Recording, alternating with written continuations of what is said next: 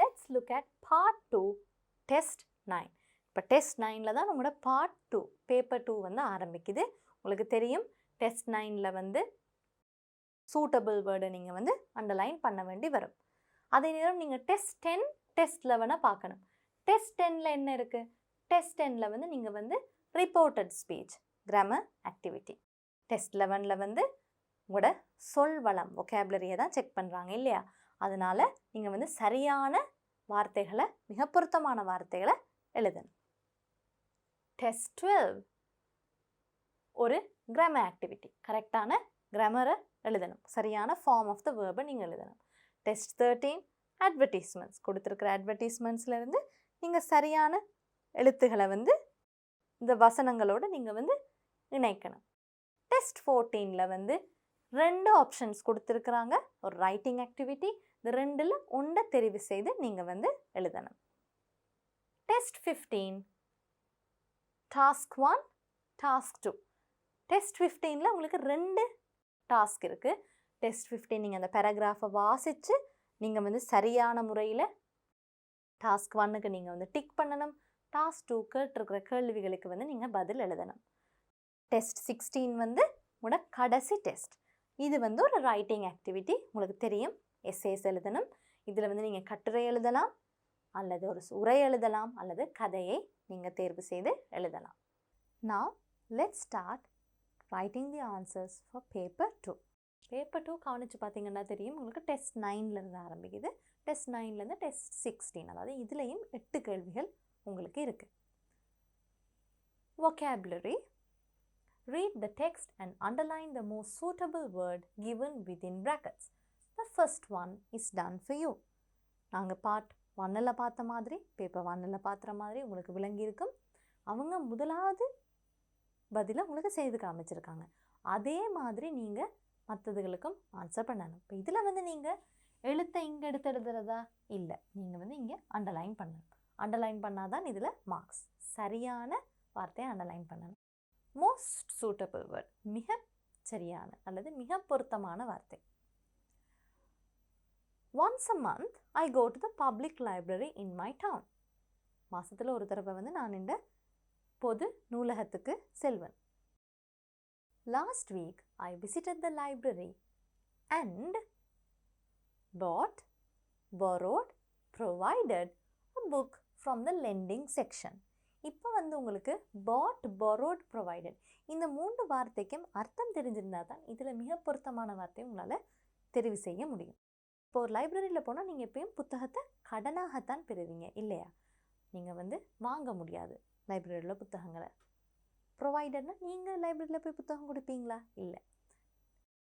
கடன் வாங்கின புத்தகத்தை திருப்ப கொடுப்பீங்க. ஆனால் நீங்களாக போய் ஒரு புத்தகத்தை கொடுப்பீங்களா? டொனேஷன்ண்டா சரி. ஆனால் இந்த இடத்துல அவர் என்ன செய்கிறார்?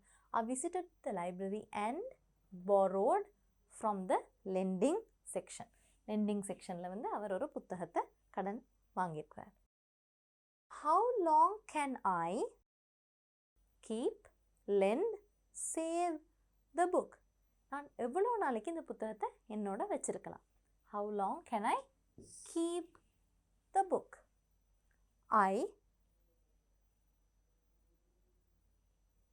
asked, told, spoke the lady at the lending section. இப்போ இவர் வந்து ஒரு கேள்வி கேட்டிருக்கார். அதனால் I asked the lady at the lending section. The book I found was a novel written by a British author. அவர் என்ன நாவல் எடுத்திருக்கிறார்? ஒரு பிரிட்டிஷ் ஆத்தர் எழுதின ஒரு நாவலை தான் எடுத்திருக்கிறார். The title, caption, heading of the novel was, இப்போ ஒரு நாவல் வர நேரம் எங்களுக்கு தெரியும் அந்த நாவலோட தலைப்புண்டா என்ன? Title. The title of the novel was Invisible Man. புத்தகத்தோட தலைப்பு என்னவா? Invisible Man. It was a small book with pretty, handsome, beautiful pictures. இப்போ இந்த இடத்துல உங்களுக்கு சரியான adjectives தேர்வு செஞ்சிருக்க தெரியணும். இப்போ பிக்சர்ஸ்ண்டா அதை நீங்கள் எவ்வாறு விவரிக்கலாம்? இப்போ இந்த இடத்துல நீங்கள் வந்து பியூட்டிஃபுல் என்று சொல்கிறதான் மிக பொருத்தமாக இருக்கும். Beautiful pictures. It took 1 week for me to finish, end, close reading the book as I was very busy. ஒரு சின்ன புத்தகமாக இருந்தாலும் ஒரு கிழமை எடுத்திருக்கிறார். ஏன்? அவர் வந்து ரொம்ப பிஸியாக இருந்தனால. அப்போ நாங்கள் வந்து இந்த இடத்துல என்ன ஆன்சர் எழுதுவோம்? It took 1 week for me to finish the book. Finish reading the book as I was very busy. However, I enjoyed the book very much. ஆனாலும் நான் அந்த புத்தகத்தை ரொம்ப விரும்பி வாசிச்சேன்னு சொல்லியிருக்காங்க. இதில் மார்க்கிங் ஸ்கீம் எப்படி வரும்? 1 into 5, 5 marks. Test 10 is grammar and language functions. இப்போ இந்த இடத்துல நாங்கள் grammar activity ஒன்று செய்ய போகிறோம். Ravi, Pasan and Naveen went to see a movie yesterday. Given below are some statements or questions from the conversation that took place among them after the movie. கொடுத்திருக்கிற வசனங்களாக இருக்கலாம் அல்லது வினாக்களாக இருக்கலாம். என்ன கொடுத்துருக்காங்க? அந்த அவங்க படம் பார்த்துட்டு என்ன கதைச்சாங்கன்றோ அதிலிருந்து ஒரு சில வசனங்கள் அல்லது கேள்விகளை கொடுத்துருக்காங்க. Rewrite each of them using reported speech. Reported speech என்ன? Indirect speech. தெரியணும் உங்களுக்கு. இன்டிரெக்ட் ஸ்பீச்ண்டா நாங்கள் கட்டாயம் டென்சஸ் முக்கியமாக ஞாபகம் வச்சுருக்கணும். அதே நேரம் டென்ஸோடு சேர்ந்து வேறு ஒரு சில விஷயங்களும் கூட மாறும். The first one is done for you. Ravi, it is a fantastic movie. அப்படின்னு ரவி சொல்கிறார். இப்போ நாங்கள் அதை இன்டிரெக்ட் ஸ்பீச்சுக்கு எப்படி மாற்றுறது? Ravi said that it was a fantastic movie. அப்போ இஸ் வந்து வாஸா மாறும். அதாவது சிம்பிள் பாஸ்டா மாறும். Let's look at the second statement. Pasan, it is the best movie I have ever seen. நான் பார்த்ததிலே மிகவும் சிறந்த படம் என்று சொல்கிறேன். அப்போ நாங்கள் இங்கே எப்படி எழுதலாம்? Pasan said that it was the best movie. அப்போ அவங்க ஒரு செக்ஷனை கன்வெர்ட் பண்ணியிருக்காங்க. was இஸ் வந்து வாஸா மாறி இருக்கு. சிம்பிள் ப்ரெசன்ட்லேருந்து simple past. It was the best movie I have ever seen. அப்போ இது வந்து என்னது? இது வந்து ப்ரெசன்ட் பர்ஃபெக்ட். அப்போ ப்ரெசன்ட் பர்ஃபெக்ட் வந்து பாஸ்ட் பர்ஃபெக்டாக மாறணும். பெஸ்ட் மூவி ஹீ, ஐ வந்து ஹீயா மாறணும். He had ever seen. Naveen, I am glad that I saw it. நான் படத்தை பார்த்ததில் எனக்கு ரொம்ப மகிழ்ச்சி. Naveen said that he was glad. I வந்து ஹீயா மாறும். ஏன்னா நவீன் ஒரு பாய் என்றனால. am வந்து was simple presentல இருந்து simple past. He was glad that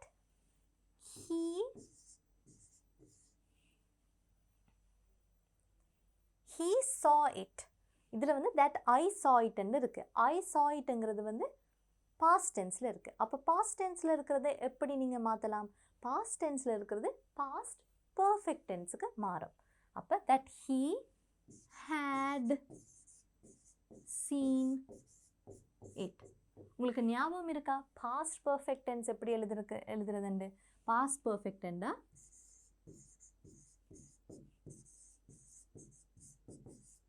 உங்களுக்கு தெரியணும். had plus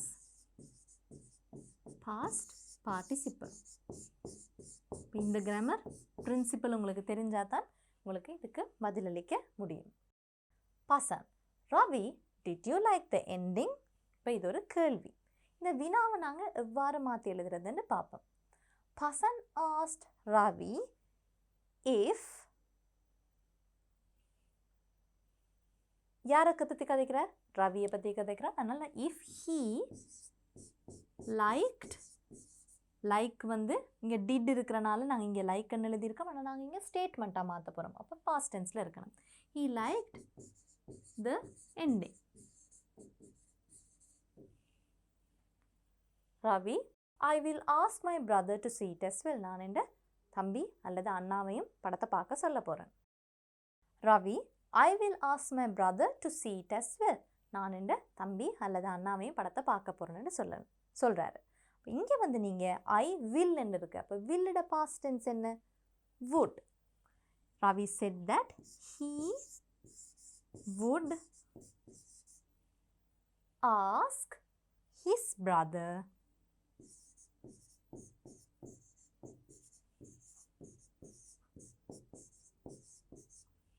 இனி ஏதாவது சேஞ்சஸ் இருக்கா? இல்லை. To see it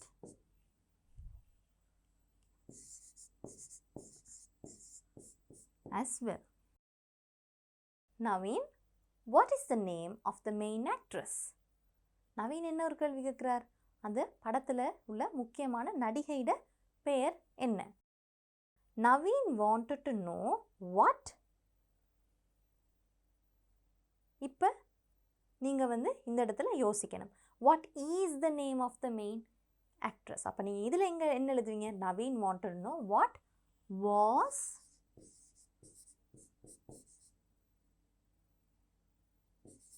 was the name of the main actress.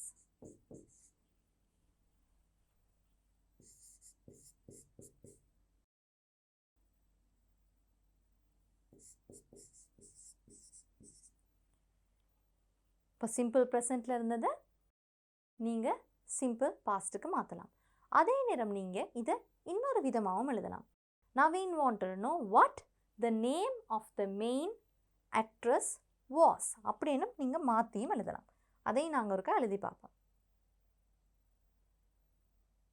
அதாவது அந்த வாஸ்ன்ற பிளேஸ் அங்கேயும் வரலாம் அல்லது கடைசியாகவும் வரலாம். What the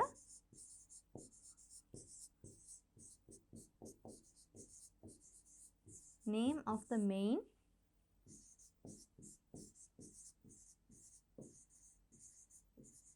actress was. இப்போ இதிலையும் ஒன்றுக்கு ஒரு கேள்விக்கு 1 மார்க்ஸின் படி 5க்கு 5 மார்க்ஸ், 5 புள்ளிகள் உங்களுக்கு இதில் கிடைக்கும். Test 11 Reading Skill. Fill in the blanks with the words given in the box. There is one extra word. அப்போ ஒரு எக்ஸ்ட்ரா வார்த்தை ஒன்று இருக்குது, அது நீங்கள் இதில் ஃபில் பண்ணக்கூடாது. அப்போ நாங்கள் மிக பொருத்தமான வார்த்தைகளை தேர்வு செய்து நாங்கள் இங்கே ஃபில் பண்ணணும். முதலாவது கொடுத்துருக்கிற வார்த்தைகளை நாங்கள் ஒருக்கா பார்ப்போம்.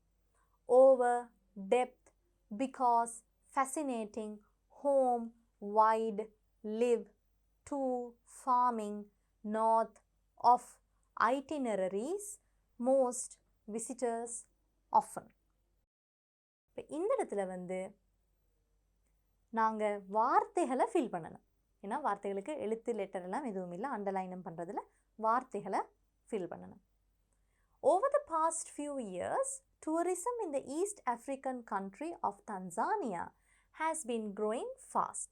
அதாவது இந்த கடந்த சில வருடங்களாக ஈஸ்ட் ஆப்பிரிக்கன் கண்ட்ரி, அதாவது கிழக்கு ஆப்பிரிக்க நாடான தன்சானியாவில் டூரிசம், சுற்றுலாத்துறை மிக அதிகமாக பெருகி கொண்டே வருது. Tanzania has a really blank multicultural history. இப்போ இந்த இடத்துல நாங்கள் என்ன எழுதலாம்? ஒரு adjective ஒன்று எழுதலாம். இப்போ நாங்கள் இங்கே fascinating, மிகவும் ஆச்சரியமான, அற்புதமானன்னு நாங்கள் சொல்லலாம். நல்லா ஞாபகம் வச்சுக்கொள்ளுங்க. கொடுத்த பிளாங்க்குக்கு உள்ளேயே நீங்கள் உங்களோட வார்த்தைகளையும் எழுதிடுங்க. நான் முதல்ல சொன்ன மாதிரியே தான், முதலாவது பென்சிலால் உங்களோட வார்த்தை விடைகளை எழுதுங்க. சரி என்று நீங்கள் ரெண்டாவது தடவை செக் பண்ணிவிட்டு பென்னில் எழுதுங்க. அப்போ நீங்கள் வேகமாக ஆன்சர் பண்ணணும், இல்லாட்டி உங்களுக்கு நேரம் காணாமல் போயிடும். Fascinating multicultural history and is to many different tribes. அப்போ வித்தியாசமான நிறைய கலாச்சாரங்கள், ட்ரைப்ஸ் என்ன, பழங்குடியின மக்கள் எல்லாம் வாழ்கிறாங்க. அப்போ பழங்குடியின மக்களுக்கு ஆன வீடு தான் Tanzania, home to many different tribes. They peacefully together. இந்த இடத்துல உங்களுக்கு தெரியும், they live peacefully together and have a range of occupations such as, அப்போ wide range of occupations, நிறைய வித்தியாசமான தொழில் வாய்ப்புகள் இங்கே இருக்கு. wide, such as என்ன வித்தியாசமான தொழில்கள் எல்லாம் இருக்கு? இப்போ நீங்கள் blank-ல பாருங்க, farming நான் கொடுத்துருக்கிற வேர்ட், விவசாயம் இருக்கு, farming and making traditional jewelry. அப்போ விவசாயமும் அவங்களோட பாரம்பரிய நகைகளை செய்கிறதும் இங்கே ஒரு முக்கியமான தொழில்களாக இருக்குது. visits blank tribal villages. visits இப்போ இந்த இடத்துல ஒரு ப்ரொபசிஷன் தான் வரணும். அப்போ visits to tribal villages, notably to those blank the Maasai. அதாவது நிறைய பழங்குடியின மக்களோட கிராமங்கள் இருக்குது. ஆனால் முக்கியமாக எந்த பழங்குடியின மக்கள்? notably to those blank the Maasai. Maasai என்று ஒரு பழங்குடியின மக்கள் குழு இருக்குது. அப்போ இங்கேயும் நாங்கள் வந்து ப்ரொபசிஷன் தான் எழுதணும். to notably to those of the Maasai in the blank of the country. Maasai எங்கே இருக்காங்க? நார்த். இப்போ டிரெக்ஷன் பார்க்கணும். இப்போ நார்த் அண்ட் இருக்கு. North of the country are blank full stop. அப்போ இந்த இடத்துல நாங்கள் என்ன எழுதணும்? Are often. நாங்கள் ஏன் often செலக்ட் பண்ணணும்? ஏனெண்டா பழங்குடியின மக்களை போய் நிறைய சுற்றுலா பயணிகள் பார்த்தாலும் முக்கியமாக யாரை போய் பார்க்குறாங்க? ஆஃபன்டா அடிக்கடி யாரை போய் பார்க்குறது? கூட மசாய் பழங்குடியின மக்களை தான் போய் பார்க்குறாங்க. a highlight of travel. இந்த இடத்துல தான் உங்களுக்கு itineraries, அதாவது நீங்கள் வந்து ஒரு ட்ரிப் போகிறதுன்னா நீங்கள் வந்து பிளான் பண்ணுவீங்க. அந்த பிளானை தான் நாங்கள் itineraries என்று சொல்லுவோம்.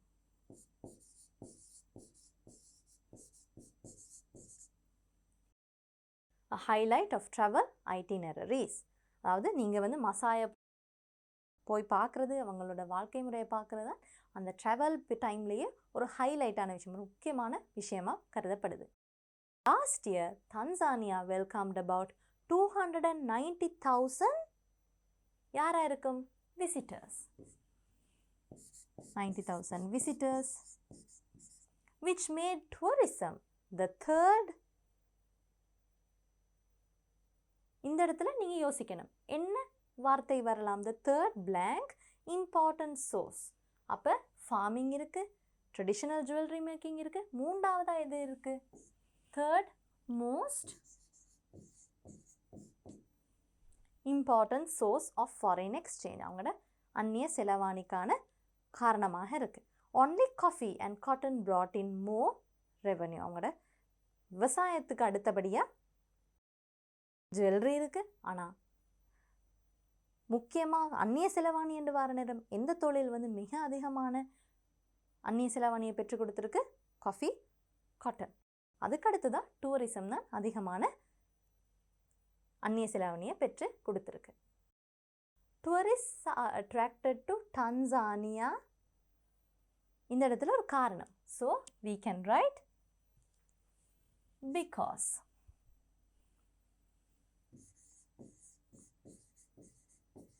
Because of its golden beaches and its unusual geographic features.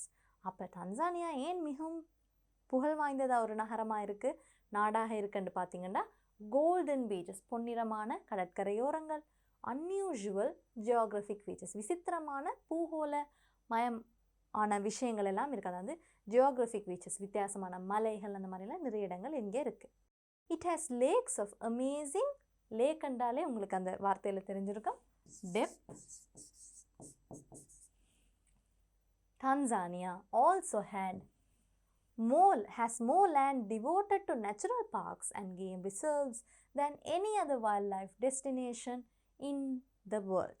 அப்போ தன்சானியாவில் தான் உலகத்திலேயே மிகவும் அதிகமான நிலங்களை வந்து அவங்க வந்து இயற்கையான பூங்காக்களாகவும் இயற்கையான விலங்கு சரணாலயங்களாகவும் அவங்க கொடுத்து வச்சுருக்காங்க. இதில் வந்து அரை மார்க்ஸின் படி உங்களுக்கு இங்கே வந்து 7 மார்க்ஸ் வரும்.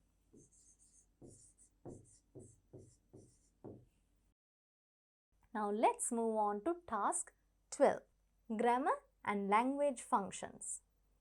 Complete the following passage using the most appropriate form of the verb given within the brackets. The first one is done for you. Most appropriate form of the verb. இதிலே உங்களுக்கு தெரிஞ்சிருக்கும் டென்ஸை பற்றி தான் அவங்க கேட்குறாங்க. முதலாவது அவங்க வந்து செஞ்சு காட்டிருக்காங்க, அண்டர்லைன் பண்ணியிருக்காங்க. அப்போ இதில் நீங்கள் வந்து என்ன செய்யணும், அண்டர்லைன் பண்ண இடத்துல வந்து ட்ராவல்ண்டா அதோட கரெக்டான ஃபார்மை நீங்கள் வந்து இங்கே கொடுத்த பிளாங்கில் நீங்கள் கரெக்டாக எழுதணும். Ramesh is a businessman. Ramesh வந்து ஒரு தொழில் செய்கிற ஒரு வியாபாரி. He often travels abroad on business trips. அப்போ இதில் வந்து ஒரு சிம்பிள் ப்ரெசன்ட்ன்றனால நாங்கள் தேர்ட் பர்சன்ன்றனால இங்கே நாங்கள் எஸ் ஆட் பண்ணியிருக்கோம். travels abroad on business trips. Last month, இதில் வந்து உங்களுக்கு விளங்கியிருக்கும், இது simple past. He go on a trip. Goட past tense என்ன? Went. He went on a trip to Paris in France. During the tour, he stayed at Shangri-La Hotel in Paris. அப்போ பாரிஸில் போய் அவர் எங்கே தங்கியிருக்கார்? ஷாங்க்ரிலா ஹோட்டலில் தங்கியிருக்கிறார். ப்ரீவியஸ்லி என்ன? முதல்லையும் ஒரு நாள். அப்போ அகெயின் பாஸ்ட் டென்ஸ். அதனால் நாங்கள் என்ன எழுதலாம்? Previously he stayed past tense என்ன? நாங்கள் இந்த இடத்துல வந்து at the same hotel at least 3 times. அப்போ இந்த இடத்துல வந்து நாங்கள் பாஸ்ட் டென்ஸா அல்லது பாஸ்ட் பர்ஃபெக்ட் டென்ஸான்னு நாங்கள் யோசிக்கணும். ஏனெண்டா previously he stay at the same hotel at least 3 times. இந்த இடத்துல வந்து அவர் முதல்ல வந்த காலத்தை உங்களுக்கு காட்டலை. அப்போ கரெக்டாக காலம் காட்டாதனால நாங்கள் பாஸ்ட் பர்ஃபெக்ட் டென்ஸ் தான் எழுதணும். So we have to write he had stayed. உங்களுக்கு ஞாபகம் இருக்கும் தானே? உங்களுக்கு சரியான காலம் குறிப்பிட்டு சொல்லாட்டியும் பர்ஃபெக்ட் டென்சஸில் வரும். On the last day of the trip, he went to see the Eiffel Tower. கடைசி நாள் வந்து என்ன செய்திருக்கிறார்? ஐஃபில் டவரை பார்க்க போயிருக்கிறார். It is a special monument built in 1889. இந்த இடத்துல என்ன வரும்? It is a special monument. Yes, அது வந்து சிம்பிள் ப்ரெசன்ட் தான். ஆனால் இங்கே வந்து என்னது? நாங்கள் வந்து பில்டுன்னு எழுதலாமா? பில்ட்ன்னு தான் எழுதணும். Built in 1889 to celebrate the centennial of the French Revolution. When he arrived there, he blank welcomed by one of his school friends. When he arrived there, அவர் வர்றதுக்கு முதல்ல நடந்த ஒரு விஷயம். அதனால் நாங்கள் இங்கே என்ன எழுதுவோம்? இங்கே வந்து passive verb ஒன்று எழுதணும். அப்போ by என்று வருது தானே, அதனால நாங்கள் இங்கே passive verb எழுதணும். Was welcome. passive verb எப்படி எழுதுறது? be verb plus past participle. கஷ்டம் இல்லை. சப்ஜெக்ட்டுக்கு தகுந்த மாதிரி be verb எழுதிட்டு நீங்கள் past participle எழுதினா அது passive verb. By one of his school friends, Nalin, who lives in Paris. He blank for a company there at least for 10 years. At least for 10 years என்று வந்தால் எங்களுக்கு தெரியும் அவர் கடந்த காலம், நிகழ்காலம், இன்ன வரையும் செய்து கொண்டிருக்கிற ஒரு விஷயம். அப்போ அது என்னவதாக வரும்? ப்ரெசண்ட் பர்ஃபெக்ட் கண்டினியூஸ் டென்ஸாக வரும். He has been working for a company there at least for 10 years. He was glad to see his friend after a long time. அவரது ஃப்ரெண்டை அவர் ரொம்ப நாள் கழித்து பார்க்குறது நினைச்சு அவருக்கு ரொம்பவே சந்தோஷமாக இருந்திருக்கு. இங்கேயும் வந்து 1 into 5 marks. உங்களுக்கு தெரியும் கிராமர் போர்ஷன் இவ்வளோ முக்கியமான போர்ஷன் உங்களுக்கு விளங்கியிருக்கும். டென்சஸ் எல்லாம் நல்லா தெரிஞ்சிருந்தால் தான் நீங்கள் இதை ஃபில்இன் பண்ணலாம். ரீடிங், எக்ஸ்ட்ராக்டிங் இன்ஃபர்மேஷன், பேப்பர் 1 இருந்த மாதிரியே இன்னொரு activity. Test 13. Some employment opportunities advertised in a local newspaper are given below. Match them with the descriptions of people given. Write the correct letter of the advertisement in the box. இப்போ நாங்கள் முதல்ல அட்வர்டைஸ்மெண்ட்டை வாசித்து பார்ப்போம். அட்வர்டைஸ்மெண்ட்டுக்கு பொறுத்த மாதிரி நாங்கள் இங்கே ஒரு சில ஆக்களோட டிஸ்கிரிப்ஷன், அதாவது விவரங்களும் கொடுத்துருக்காங்க. இப்போ யாருக்கு எந்த வேலை பொருத்தமாக இருக்குமென்னு நாங்கள் மேட்ச் பண்ணி எழுதணும். கரெக்டான லெட்டரை எழுதணும். பாருங்கள், கவனித்து பார்த்துருப்பீங்க, இதில் அவங்க சொல்லலை the first one is done for you ண்டு, உங்களுக்கு சொல்லலை. ரைட் த கரெக்ட் லெட்டர்ண்டு டிரெக்டாக சொல்லியிருக்காங்க. இப்போ எல்லாத்துக்கும் நீங்கள் தான் ஆன்சர் எழுதணும். முதலாவது பார்ப்போம். ஏ, ஹெல்ப், உதவி, உதவியாளர் ஒருத்தர் தேவை. எதுக்கு தேவை? ஸ்நாக் பார் சர்விங் பர்சன், அதாவது ஒரு ஸ்நாக் பாரில், சிற்றுண்டி சாலையில் ஒரு உணவு பரிமாறுற ஒருத்தராக வேலைக்கு தேவை. ஃப்ரெண்ட்லி அண்ட் எனர்ஜெட்டிக், எப்படிப்பட்ட ஒரு நபர்? ஒரு நல்ல நட்பான ஒரு நபராகவும், எனர்ஜெட்டிக்கான நல்ல துடிப்பான ஒரு நபராகவும் இருக்கணும். எக்ஸ்பீரியன்ஸ் நாட் எசென்ஷியல், அதாவது முன் அனுபவங்கள் தேவையில்லை. சாட்டர்டே அண்ட் சண்டே ஒன்லி, எப்போ வேலை நாட்கள்? சனி ஞாயிறு, வீக்கெண்ட்ஸில் தான் வேலை இருக்குது. Call or drop in at Kingsway centre Badulla, telephone number கொடுத்துருக்காங்க. And ask for the manager, இந்த நம்பருக்கு கால் பண்ணி மேனேஜரை கேட்டு தான் நீங்கள் இந்த தொழிலுக்கு வந்து அப்ளை பண்ணணும். இல்லாட்டி நேரில் போயும் நீங்கள் சந்திக்கலாம். பி என்னன்னு பார்ப்போம். Guests favourite hotel requires a part time waiter or waitress, அதாவது பகுதி நேர ஒரு உதவியாளர் ஒருத்தர் தேவை. என்ன உதவி செய்யணும்? வெயிட்டர் அல்லது வெயிட்ரஸ், அல்லது ஆண் அல்லது பெண், 2 பேரும் இதுக்கு விண்ணப்பிக்கலாம் இந்த தொழிலுக்கு.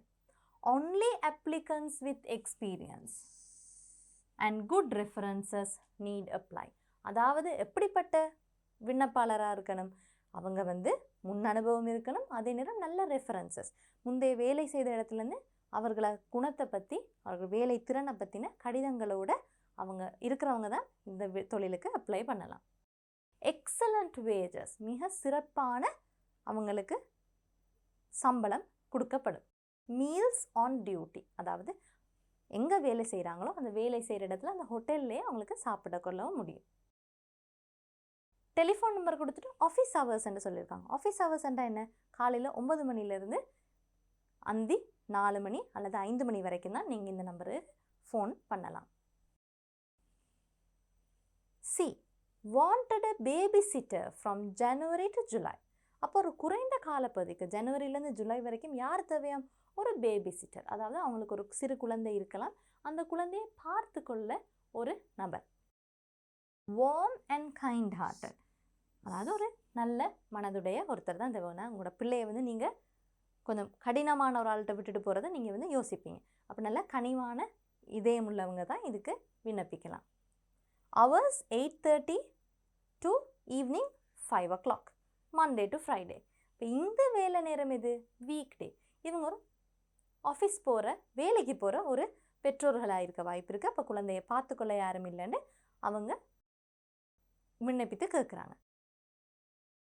ரெஃபரன்சஸ் ரிக்வயர்ட், யாருக்கிட்டையும் தெரியாத ஒரு நபர்கிட்ட குழந்தைய ஒப்படைச்சிட்டு போகலாமா? இல்லை. அப்போ அவங்களும் முன்னாடி வேலை செய்த இடத்துல வேலை செய்த நபர்கள்ட்ட இருந்து நல்ல ரெஃபரன்ஸ் கடிதங்கள், ரெஃபரன்ஸ் லெட்டர்ஸ் என்று நாங்கள் இங்கிலீஷில் சொல்லுவோம், அதாவது அவங்கள பற்றின கடிதங்களை கொண்டு வரணும்.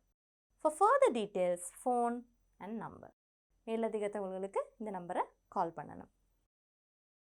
Cleaner required for 12 floor modern office block in the station road ஜால. அப்போ க்ளீன் பண்ணுறதுக்கு ஒரு ஆள், கூட்டி துடைச்சி அந்த ஆஃபீஸை சுத்தமாக்குற ஒரு ஆள், துப்புரவு வேலை செய்கிறதுக்கு ஒரு ஆள். 12 floor modern office block, 2 hours per day, 2 மணி நேரம் ஒரு நாளைக்கு. Monday to Friday to finish work before 8 AM, அப்போ காலையில் பணியாளர்கள் வாரத்துக்கு முன்னாடி இந்த துப்புரவாளர் வந்து வெள்ளனையும் வேலை செஞ்சுட்டு போகணும். வேஜஸ் ₹20,000, அப்போ வந்து சம்பளத்தையும் அட்வர்டைஸ்மெண்ட்லேயே போட்டிருக்காங்க, அதே மாதிரி நம்பரும் கொடுத்துருக்காங்க. கடைசியான அட்வர்டைஸ்மெண்ட் என்ன? Full time cook for a new and exciting cafe venture, முழு நேர சமையல் வேலை செய்பவர். ஒரு புது கேஃபே ஒன்று ஓப்பன் பண்ணியிருக்காங்க. குட் கண்டிஷன்ஸ், நல்ல வேலை செய்கிறதுக்குரிய ஏதுவான காரணிகள் இருக்குது. Pay and working hours can be negotiated, அதாவது சம்பளம், பே அண்ட் ஒர்க்கிங் ஹவர்ஸ், எவ்வளோ நேரம் வேலை செய்கிறதுன்றதை பேசி முடிவு செய்யலாம் என்று சொல்லியிருக்காங்க. Apply green cafe, green cafe தான் கடையோட பேர். இந்த நம்பருக்கு ஃபோன் பண்ணி அப்ளை பண்ணணும். இப்போ நாங்கள் இந்த அட்வர்டைஸ்மெண்ட்டுக்கெல்லாம் பொருத்தமான ஆக்களை நாங்கள் இணைப்போம். A person with 2 small children who wants a few hours of work. Unskilled labor in the early mornings. அதாவது ஒருத்தருக்கு இவங்களுக்கு வந்து 2 சிறு குழந்தைகள் இருக்காங்க. அப்போ இவங்களுக்கு வந்து ஒரு கொஞ்ச நேரத்துக்கு தான் வேலையும் செய்ய முடியும். இவங்க அன்ஸ்கில் லேபர் என்னென்ன, பெரிய எதுவும் தகுதிகளும் திறமைகளும் இல்லாத வேலை, காலை நேரங்களில் வேலை இருக்கணும். இப்போ இதுக்கு எது பொருத்தமாக இருக்கும்? Cleaner required. ஏன்னா விடிய காலையில் 8 மணிக்கு முதல்லாம் வேலையை முடிச்சுட்டு அவங்களும் வீட்டுக்கு போயிடலாம். அப்போ இவங்களுக்கு நாங்கள் கிளீனர் ஜாப்பை நாங்கள் வந்து பரிந்துரை செய்யலாம். ஏன்னா கிளீனிங் வந்து ஒரு அன்ஸ்கில் லேபர்ன்றனால. A lady with no experience or qualification is looking for a short term full-time job Monday to Friday. ஒரு பெண்ணுக்கு வந்து எந்த முன் அனுபவங்களும் இல்லை, எந்த குவாலிஃபிகேஷன்ஸ்னால் கல்வி தகமைகள் எதுவும் இல்லை. ஆனால் அவங்க வந்து short term full time job, ஒரு சிறு காலப்பகுதிக்கு முழு நேர வேலை தேடுறாங்க. எப்போ? வீக் டேஸில். அவங்களுக்கு நாங்கள் யாரை பரிந்துரை செய்யலாம்? இந்த பேபி சிட்டிங் ஜாப்பை நாங்கள் பரிந்துரை செய்யலாம். ஏன்னா அதுக்கு தான் வீக் டேஸில் அது வர்றனால. A student with no experience who cannot work on weekdays. இந்த அட்வர்டைஸ்மெண்ட்லேயே வீக்கெண்ட்ஸில் எந்த வேலை வந்தது? A. Snack bar serving person. ஏன்னா ஸ்டூடெண்ட்டுண்டா வீக் டேயில் அவங்களுக்கு படிப்பு இருக்கும். ஸோ வீக்கெண்ட்ஸில் அவங்க இந்த தொழிலை செய்யலாம், பகுதி நேர தொழிலாக செய்யலாம். A student who has followed a course in a hotel school is now looking for his first full-time job. இதில் உங்களுக்கு இலகுவாக தெரிஞ்சிருக்கும் அந்த குக்கிங் ஜாப், குக். ஏனெண்டா அவங்க வந்து முன் அனுபவம் கேட்கல, ஆனால் நல்ல ஃபுல் டைம் குக்காக வேலை செய்யணும்னு கேட்டிருந்தாங்க. அப்போ இவரும் ஃபுல் டைம் ஜாப் தேடுறதுனால பரிந்துரை செய்யலாம். A person with many years of experience working in hotels is now looking for well-paid part-time employment in a hotel. இவங்களுக்கு நாங்கள் அந்த சர்வர், வெயிட்டர் அல்லது வெயிட்ரஸ் ஜாப்பஸ் கொடுக்கலாம். ஏன்னா இவங்க வந்து பார்ட் டைம் வேலைக்கு தான் இவங்க வந்து தேடுறனால. இப்போ இதில் உங்களுக்கு விளங்கி இருக்கணும், மார்க்ஸ் எப்படி வரும்? ஒன்றுக்கு 5 கேள்வியில் ஒவ்வொன்றுக்கும் ஒரு புள்ளியின்படி 5 மார்க்ஸ் வரும். வாசித்து கிரகிச்சு அதே நேரம் கரெக்டான எழுத்துக்களையும் நீங்கள் எழுதணும். Test 14. Writing using language creatively and innovatively. கட்டுரைகள் எழுதணும். இப்போ மொழியை நீங்கள் எவ்வாறு பயன்படுத்தணும்? கிரியேட்டிவ்லி, கற்பனை திறனை காமிக்கணும். அதே நேரம் இன்னோவேட்டிவ், அதாவது புதிய முறைகளில் உங்களோட வசனங்கள் இருக்கணும். டெஸ்ட் 14 2 ஆப்ஷன்ஸ் கொடுத்துருக்காங்க. 2ல் 1 தான் நீங்கள் எக்ஸாமுக்கு எழுதணும். ஆனால் நாங்கள் இங்கே 2ஐயும் எழுதி ப்ராக்டிஸ் பண்ணி பார்க்க போகிறோம். ஃபர்ஸ்ட் ஆப்ஷன் என்னது? Write a letter to one of your friends describing how you celebrate the Teachers' Day in your school. Use about 100 words. Include the following. அதாவது ஒரு இன்ஃபார்மல் லெட்டர் எழுத தான் நீங்கள் கேட்டிருக்காங்க. அப்போ உங்கள் நண்பருக்கு வந்து உங்களோட ஸ்கூல் டீச்சர்ஸ் டேயில் என்னெல்லாம் நடந்துச்சுன்னு நீங்கள் 100 வார்த்தைக்குள்ளே விவரித்து எழுதணும். ஒரு சில ஆட்களுக்கு இன்ஃபார்மல் லெட்டர்ஸ் எழுத ரொம்ப பிடிக்கும். அப்போ அவங்க எப்படி எழுதலாம்? இந்த கைட்லைன்ஸை ஃபாலோ பண்ணி எழுதணும். Activities done on the teachers day, என்னெல்லாம் நடந்தது டீச்சர்ஸ் டேயில். ஸ்பீச்சஸ் மேட், என்ன உரைகள் எல்லாம் யாரெல்லாம் உரையாற்றினார்கள். த ரோல் யூ பிளேட், நீங்கள் என்ன செஞ்சீங்க. How you felt about the celebrations, உங்களுக்கு என்னெல்லாம் உணர்வுகள் தோன்றுச்சுன்னு எழுதலாம். இப்போ நாங்கள் அதுக்கான ஒரு எக்ஸாம்பிளை பார்ப்போம். 24 2nd Cross Street, நதிமால. உங்களோட அட்ரஸை நீங்கள் எழுதணும். 15th June 2020, டேட் எழுதணும். டியர் மெத்துக்கி, இந்த இடத்துல நீங்கள் யாரோட பேர் வேணாலும் எழுதலாம். How are you, this is how you start a letter. Hope you are doing fine, நீங்கள் நலமாக இருக்கிறதா நான் நம்புகிறேன். Thank you very much for your letter, நீங்கள் அனுப்பின கடிதத்துக்கு ரொம்ப நன்றி. I enjoyed reading about your concert, உங்களோட பாடசாலையில் நடந்த கலை நிகழ்ச்சியை பற்றி வாசித்து எனக்கு ரொம்ப சந்தோஷமாக இருந்தது. I too have some interesting details to share with you. எனக்கிட்டையும் உங்கள்கிட்ட பகிர்ந்து கொள்ள மிகவும் சுவாரஸ்யமான விஷயங்கள் இருக்குன்னு நீங்கள் லெட்டரில் எழுதலாம். We recently celebrated the Teachers' Day in our school. Recently celebrated. அப்போ இதில் உங்களுக்கு என்ன விளங்குது? நீங்கள் வந்து கடந்த காலத்தை பற்றி தான் எழுத போகிறீங்க. அதனால் past tense. There was a special assembly organized on that day. இப்போ அந்த அன்னைக்கு வந்து சிறப்பு அசெம்பிளி ஒன்று ஆர்கனைஸ் பண்ணியிருக்காங்க. Our head prefect and a student from a junior grade gave wonderful speeches about the role of a teacher. Head prefect மட்டும் இல்லை, junior கிரேட்லேருந்து ஒரு மாணவரும் ஒரு ஆசிரியரோட பணி என்ன என்று ரொம்பவும் ஒரு மிக சிறப்பான உரைகள் ஆற்றினாங்கன்னு எழுதுகிறோம். Both speakers appreciated the teachers very much. ரெண்டு பேருமே ஆசிரியர்களை மிகவும் சிறப்பாக அவங்கள பற்றி கதைச்சிருக்காங்க. The school choir sang a new song about teachers. அப்போ பாடசாலை பாடல் குழு என்ன செய்திருக்காங்க, ஆசிரியர்களை பற்றி ஒரு புதிய பாடலை எழுதி அவர்கள் படித்து காமிருக்காங்க. I felt so happy because that song was written by me. எனக்கு ரொம்ப சந்தோஷமாக இருந்தது, ஏன்னா நான் அந்த பாட்டை எழுதினது நான் தான். The teachers were very happy about all what we did. டீச்சர்ஸுக்கும் ரொம்பவே சந்தோஷமாக இருந்தது நாங்கள் செஞ்சதெல்லாம். We too felt satisfied in return. அவர்களுக்கு சந்தோஷமாக இருந்தனால எங்களுக்கும் மிக திருப்தியாக இருந்துச்சு. Hope you too celebrated this day. Please write to me soon. Give my regards to your family. நான் நம்புகிறேன் நீங்களும் டீச்சர்ஸ் டே கொண்டாடினீங்கன்னு. நீங்கள் சீக்கிரமாக எனக்கு பதில் கடிதம் எழுதுங்க, எந்த அன்பை உங்களோட குடும்பத்தாருக்கு தெரிவிங்கன்னு எழுதியிருக்காங்க. Best wishes Nuhansa. இந்த மாதிரி தான் நீங்கள் கடிதம் ஒன்று எழுதுறதண்டா எழுதணும். இப்போ நீங்கள் கவனித்து பார்த்துருக்கீங்கன்னா உங்களுக்கு தெரிஞ்சிருக்கும், இந்த செக்ஷனுக்கு 10 மார்க்ஸ். இதுக்கு வந்து நாங்கள் அடுத்த ஆப்ஷனையும் நாங்கள் ஒரு எழுதி பார்த்துட்டு மார்க்ஸ் எவ்வாறு பிரிக்கிறாங்கன்றதை நாங்கள் பார்ப்போம். மார்க்கிங் ஸ்கீம்லேயும் நான் உங்களுக்கு விளங்கப்படுத்தியிருந்தேன், அதையும் நீங்கள் போய் பார்க்கலாம். நீங்கள் இன்ஃபார்மல் லெட்டர்ண்டா எப்படி எழுதணும், என்ன மாதிரியான தகவல்களை நீங்கள் இன்க்ளூட் பண்ணணும் என்றெல்லாம், அதாவது முக்கியமாக அவங்க கொடுத்த கைட்லைன்ஸை நீங்கள் ஃபாலோ பண்ணால் தான் அந்த ஒரு குறிப்பிட்ட மார்க்ஸ் வந்து உங்களுக்கு கட்டாயம் கிடைக்கும். Now we saw how to write an informal letter. நாங்கள் வந்து இப்போ இன்ஃபார்மல் லெட்டர் ஒன்று எழுதுறது எப்படின்னு பார்த்தோம். இப்போ இன்ஃபார்மல் லெட்டரில் அவங்க சொன்ன விஷயங்கள் எல்லாத்தையும் நீங்கள் உள்ளடக்கியிருக்கீங்களா, அவங்க கொடுத்த கைட்லைன்ஸின் படி எழுதினா தான் உங்களுக்கு வந்து மார்க்ஸ் கிடைக்கும். இப்போ இந்த லெட்டரில் என்னென்ன ஆக்டிவிட்டீஸ் இன்க்ளூட் பண்ணணும்னு சொல்லியிருந்தாங்க. Activities done on the teachers day. அங்கே வந்து டீச்சர்ஸ் டே அன்றைக்கி நீங்கள் என்னென்ன ஆக்டிவிட்டீஸ் எல்லாம் செஞ்சீங்க, பாட்டு பாடினது நீங்கள் தான், பாடல் எழுதினது அதெல்லாம் நாங்கள் இன்க்ளூட் பண்ணினோம். ஸ்பீச்சஸ் மேட், யாரெல்லாம் ஸ்பீச் எழுதினான்னு நாங்கள் இன்க்ளூட் பண்ணோம். த ரோல் யூ பிளேட், உங்களோட ரோல் என்ன, அந்த கொயர் வந்து அந்த கொயர் பாடின பாடல் எழுதினது நீங்கள் தான், அப்போ அதுதான் உங்களோட role. How you felt about the celebrations, உங்களுக்கு இவ்வளோ சந்தோஷமாக இருந்துச்சு, எவ்வளோ நீங்கள் என்ஜாய் பண்ணியிருந்தீங்க, இது எல்லாத்தையுமே நாங்கள் எழுதினோம்.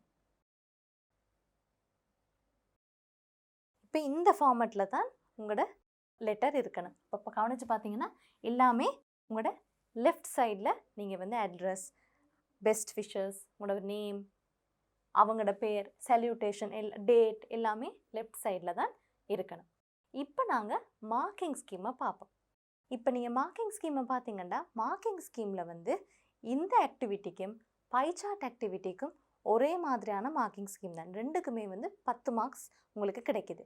அப்போ நாங்கள் வந்து என்ன டிவிஷன் இருக்குது அண்டெல்லாம் நாங்கள் வந்து பைசார்ட் ஆக்டிவிட்டியையும் செஞ்சுட்டு நாங்கள் பார்த்தா இன்னும் தெளிவாக உங்களுக்கு விளங்கும். Now let's look at this activity. We have done several of these activities. Now let's look at this one as well. The following pie chart shows how Mr. Pereira spent his salary in the month of July 2019 on various household needs. இப்போ mister Perera என்றவர் வந்து அவரது சம்பளத்தை ஜூலை மாதம் 2019 வீட்டு செலவுகளுக்காக என்னென்னலாம் செலவழிச்சாருன்றதான பைச்சார்ட் தான் இது. Study it and write a description about it. Use about 100 words. உங்களுக்கு ஒரு வேர்ட் லிமிட் கொடுத்துருக்காங்க. அப்போ மேக்ஸிமம் வந்து நீங்கள் 100 வேர்ட்ஸ் தான் எழுதணும். Use the following words in your description. Highest percentage, lowest percentage, more than, less than, equal. இப்போ இந்த வேர்ட்ஸ் எல்லாத்தையும் வச்சு தான் நீங்கள் வந்து உங்களோட பேராகிராஃபை நீங்கள் வந்து எழுதணும், நீங்கள் உங்களோட டிஸ்கிரிப்ஷனை எழுதணும். முதல்ல நாங்கள் இந்த பை சார்ட்டை பார்ப்போம். அப்புறம் எதுக்கெல்லாம் அதிகமாக செலவழிச்சிருக்காருன்னு நாங்கள் பார்ப்போம். இப்போ வந்து இந்த பேட்டர்ன் கொடுத்துருக்காங்க. இந்த பேட்டர்னை வச்சு தான் நீங்கள் இங்கே ஐடென்டிஃபை பண்ணணும். ஃபுட் எதுக்கு வந்திருக்கு? ஃபுட் வந்து 25%. இப்போ 25% அவர் வந்து ஃபுட் சாப்பாடு செலவழிச்சிருக்கார்.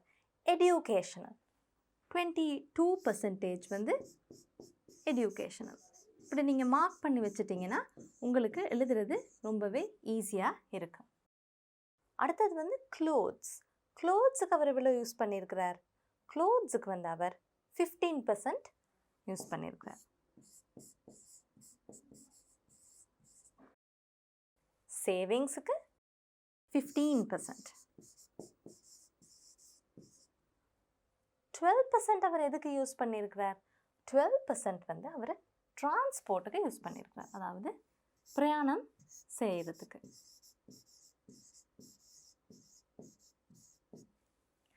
8% for electricity.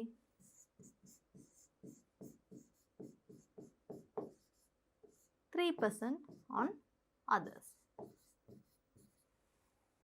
Now let's see how to write a description using the words given in the guidelines. This pie chart shows how Mr. Pereira spent his salary in the month of July 2019 on various household needs. முதலாவது வசனம் வந்து உங்களோட pie chart எதை பற்றினதுன்னு நீங்கள் விவரிக்கிறீங்க. அதை வந்து நீங்கள் ரொம்ப சுலபமாக உங்களோட கேள்வியிலிருந்தே எடுத்துக்கொள்ளலாம். இந்த கேள்வியிலே இருக்குது நீங்கள் என்ன விவரிக்கணும்னு. அப்போ அதே நீங்கள் திருப்பி எழுதினாலும் ஒரு பிரச்சனையுமே இல்லை. He spent his salary on food, education, clothes, savings, transport, electricity and other minor needs. அப்புறம் நீங்கள் என்னத்தை ரொம்ப தெளிவாக விவரிக்கிறீங்க? இப்போ எந்த பை சார்ட்டை வந்து எத்தனை விதமாக டிவைட் பண்ணியிருக்காங்கன்றதை நீங்கள் சொல்கிறீங்க. Then you need to start describing. இப்போ இதுலேருந்தே உங்களுக்கு விளங்கியிருக்கும், அவங்க கொடுத்த வேர்ட்ஸ்லேருந்தே விளங்கியிருக்கும், அவங்க வந்து உங்களை கம்பேர் பண்ணி தான் விவரிக்க சொல்லியிருக்காங்க. He spent 25% of his salary on food and 22% on education. An equal amount of his salary was spent on savings and clothes. Savingsukkum 15%, clothesukkum 15%. So you can say equal amount. While he spent 12% of his salary on transport, 8% was spent on electricity. அப்போ நீங்கள் மறுபடியும் நீங்கள் வந்து compare பண்ணுறீங்க. Only 3% was spent on other minor needs. இப்போ நீங்கள் இது எல்லாத்தையும் நீங்கள் பை சார்ட்டில் உள்ள நம்பர்ஸ் எல்லாம் நீங்கள் விளங்கப்படுத்திட்டீங்க. இப்போ வந்து இன்னும் மேலதிகமாக நீங்கள் வந்து இதை வந்து அனலைஸ் பண்ணி நீங்கள் வந்து விவரிக்க போகிறீங்க. According to this pie chart, the percentage of money he spent on transport is more than the percentage of money he spent on electricity.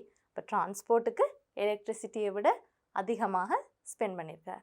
He spent the highest percentage of his salary on food. மிகவும் அதிகமாக எதுக்கு செலவழிச்சிருக்கிறார்? உணவு. And the lowest on other minor needs. அப்போ highest lowest எல்லா வார்த்தைகளையும் நீங்கள் include பண்ணி இருக்கணும். Now let's look at the marking scheme for both activities. இப்போ டெஸ்ட்டில் வந்து உங்களுக்கு 2 ஆப்ஷன் இருந்துச்சு. ஒன்று நீங்கள் இன்ஃபார்மல் லெட்டர் எழுதலாம், இல்லாட்டி பை சார்ட் எழுதலாம்.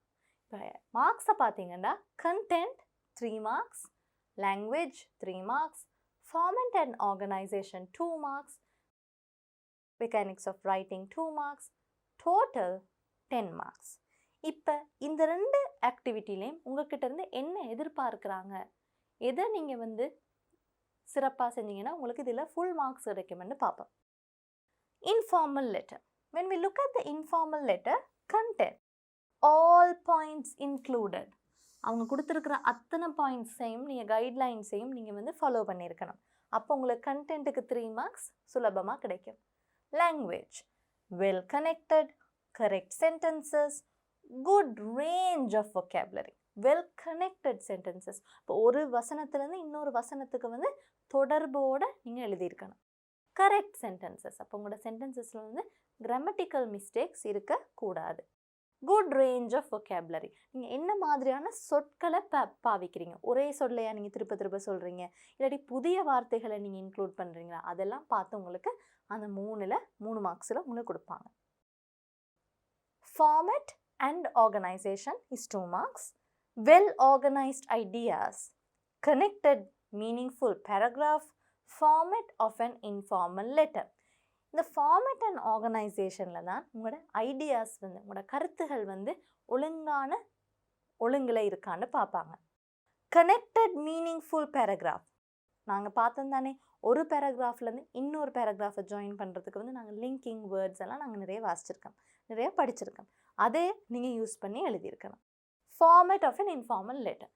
அப்போ இன்ஃபார்மல் லெட்டரோட ஃபார்மேட்டை நீங்கள் ஃபாலோ பண்ணியிருந்தாலும் உங்களுக்கு இதில் மார்க்ஸ் கிடைக்கும். Mechanics of writing, no spelling errors, correct punctuation, clear handwriting, very important. இப்போ மெக்கானிக்ஸ் ஆஃப் ரைட்டிங்கில் வந்து நீங்கள் சொற்களில் பிழை விட்டுருக்கக்கூடாது, ஒழுங்கான இடத்துல பங்க்சுவேஷன் மார்க் எழுதியிருக்கணும். அதே நேரம் உங்களோட ஹேண்ட் ரைட்டிங், உங்களோட எழுத்து வந்து கிளியராக இருக்கணும், தெளிவாக இருக்கணும். அப்போ நீங்கள் 10 மார்க்ஸ் எடுக்கிறதுனா நீங்கள் இந்த அவ்வளோ விஷயத்தையும் நீங்கள் சரிவர எழுதியிருக்கணும். Now let's look at the marking scheme for pie chart. Content, correct interpretation, all information included. Correct interpretation. What do you mean by interpretation? அப்போ நீங்கள் அந்த pie chart வந்து உரிய விதத்தில் நீங்கள் அதை விளங்கி கொண்டிருக்கணும். அதை தான் நாங்கள் இன்டர்பிரிட்டேஷன் சொல்லுவோம். அதே நேரம் ஆல் இன்ஃபர்மேஷன் இன்க்ளூடட். அந்த pie chartல உள்ள அத்தனை தரவுகளையும் நீங்கள் வந்து உங்களோட டிஸ்கிரிப்ஷனில் நீங்கள் இன்க்ளூட் பண்ணி இருக்கணும். Language, well connected, correct sentences, good range of vocabulary.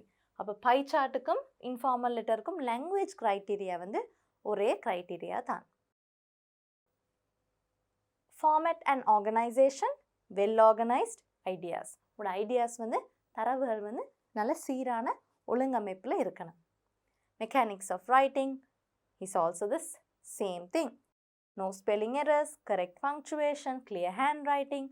அப்போ நீங்கள் நல்லா கவனித்து பாருங்கள், இந்த டெஸ்ட் கட்டாயம் உங்களோட O லெவல் பேப்பரில் இருக்கும். அப்போ நீங்கள் தான் விளங்கி கொள்ளணும், உங்களுக்கு வந்து இன்ஃபார்மல் லெட்டரில் நீங்கள் கூட மார்க்ஸ் எடுக்க முடியுமா, அல்லது நீங்கள் வழக்கமாக pie chart தான் நல்லா செய்வீங்களாண்டு. இப்போ ரெண்டில் உங்களோட தனிப்பட்ட ஸ்ட்ரென்த் எதுவோ, நீங்கள் எதை ரொம்ப நல்லா செய்வீங்களோ அதை நீங்கள் சூஸ் பண்ணி இந்த கேள்விக்கும் நீங்கள் வந்து ஆன்சர் பண்ணணும்.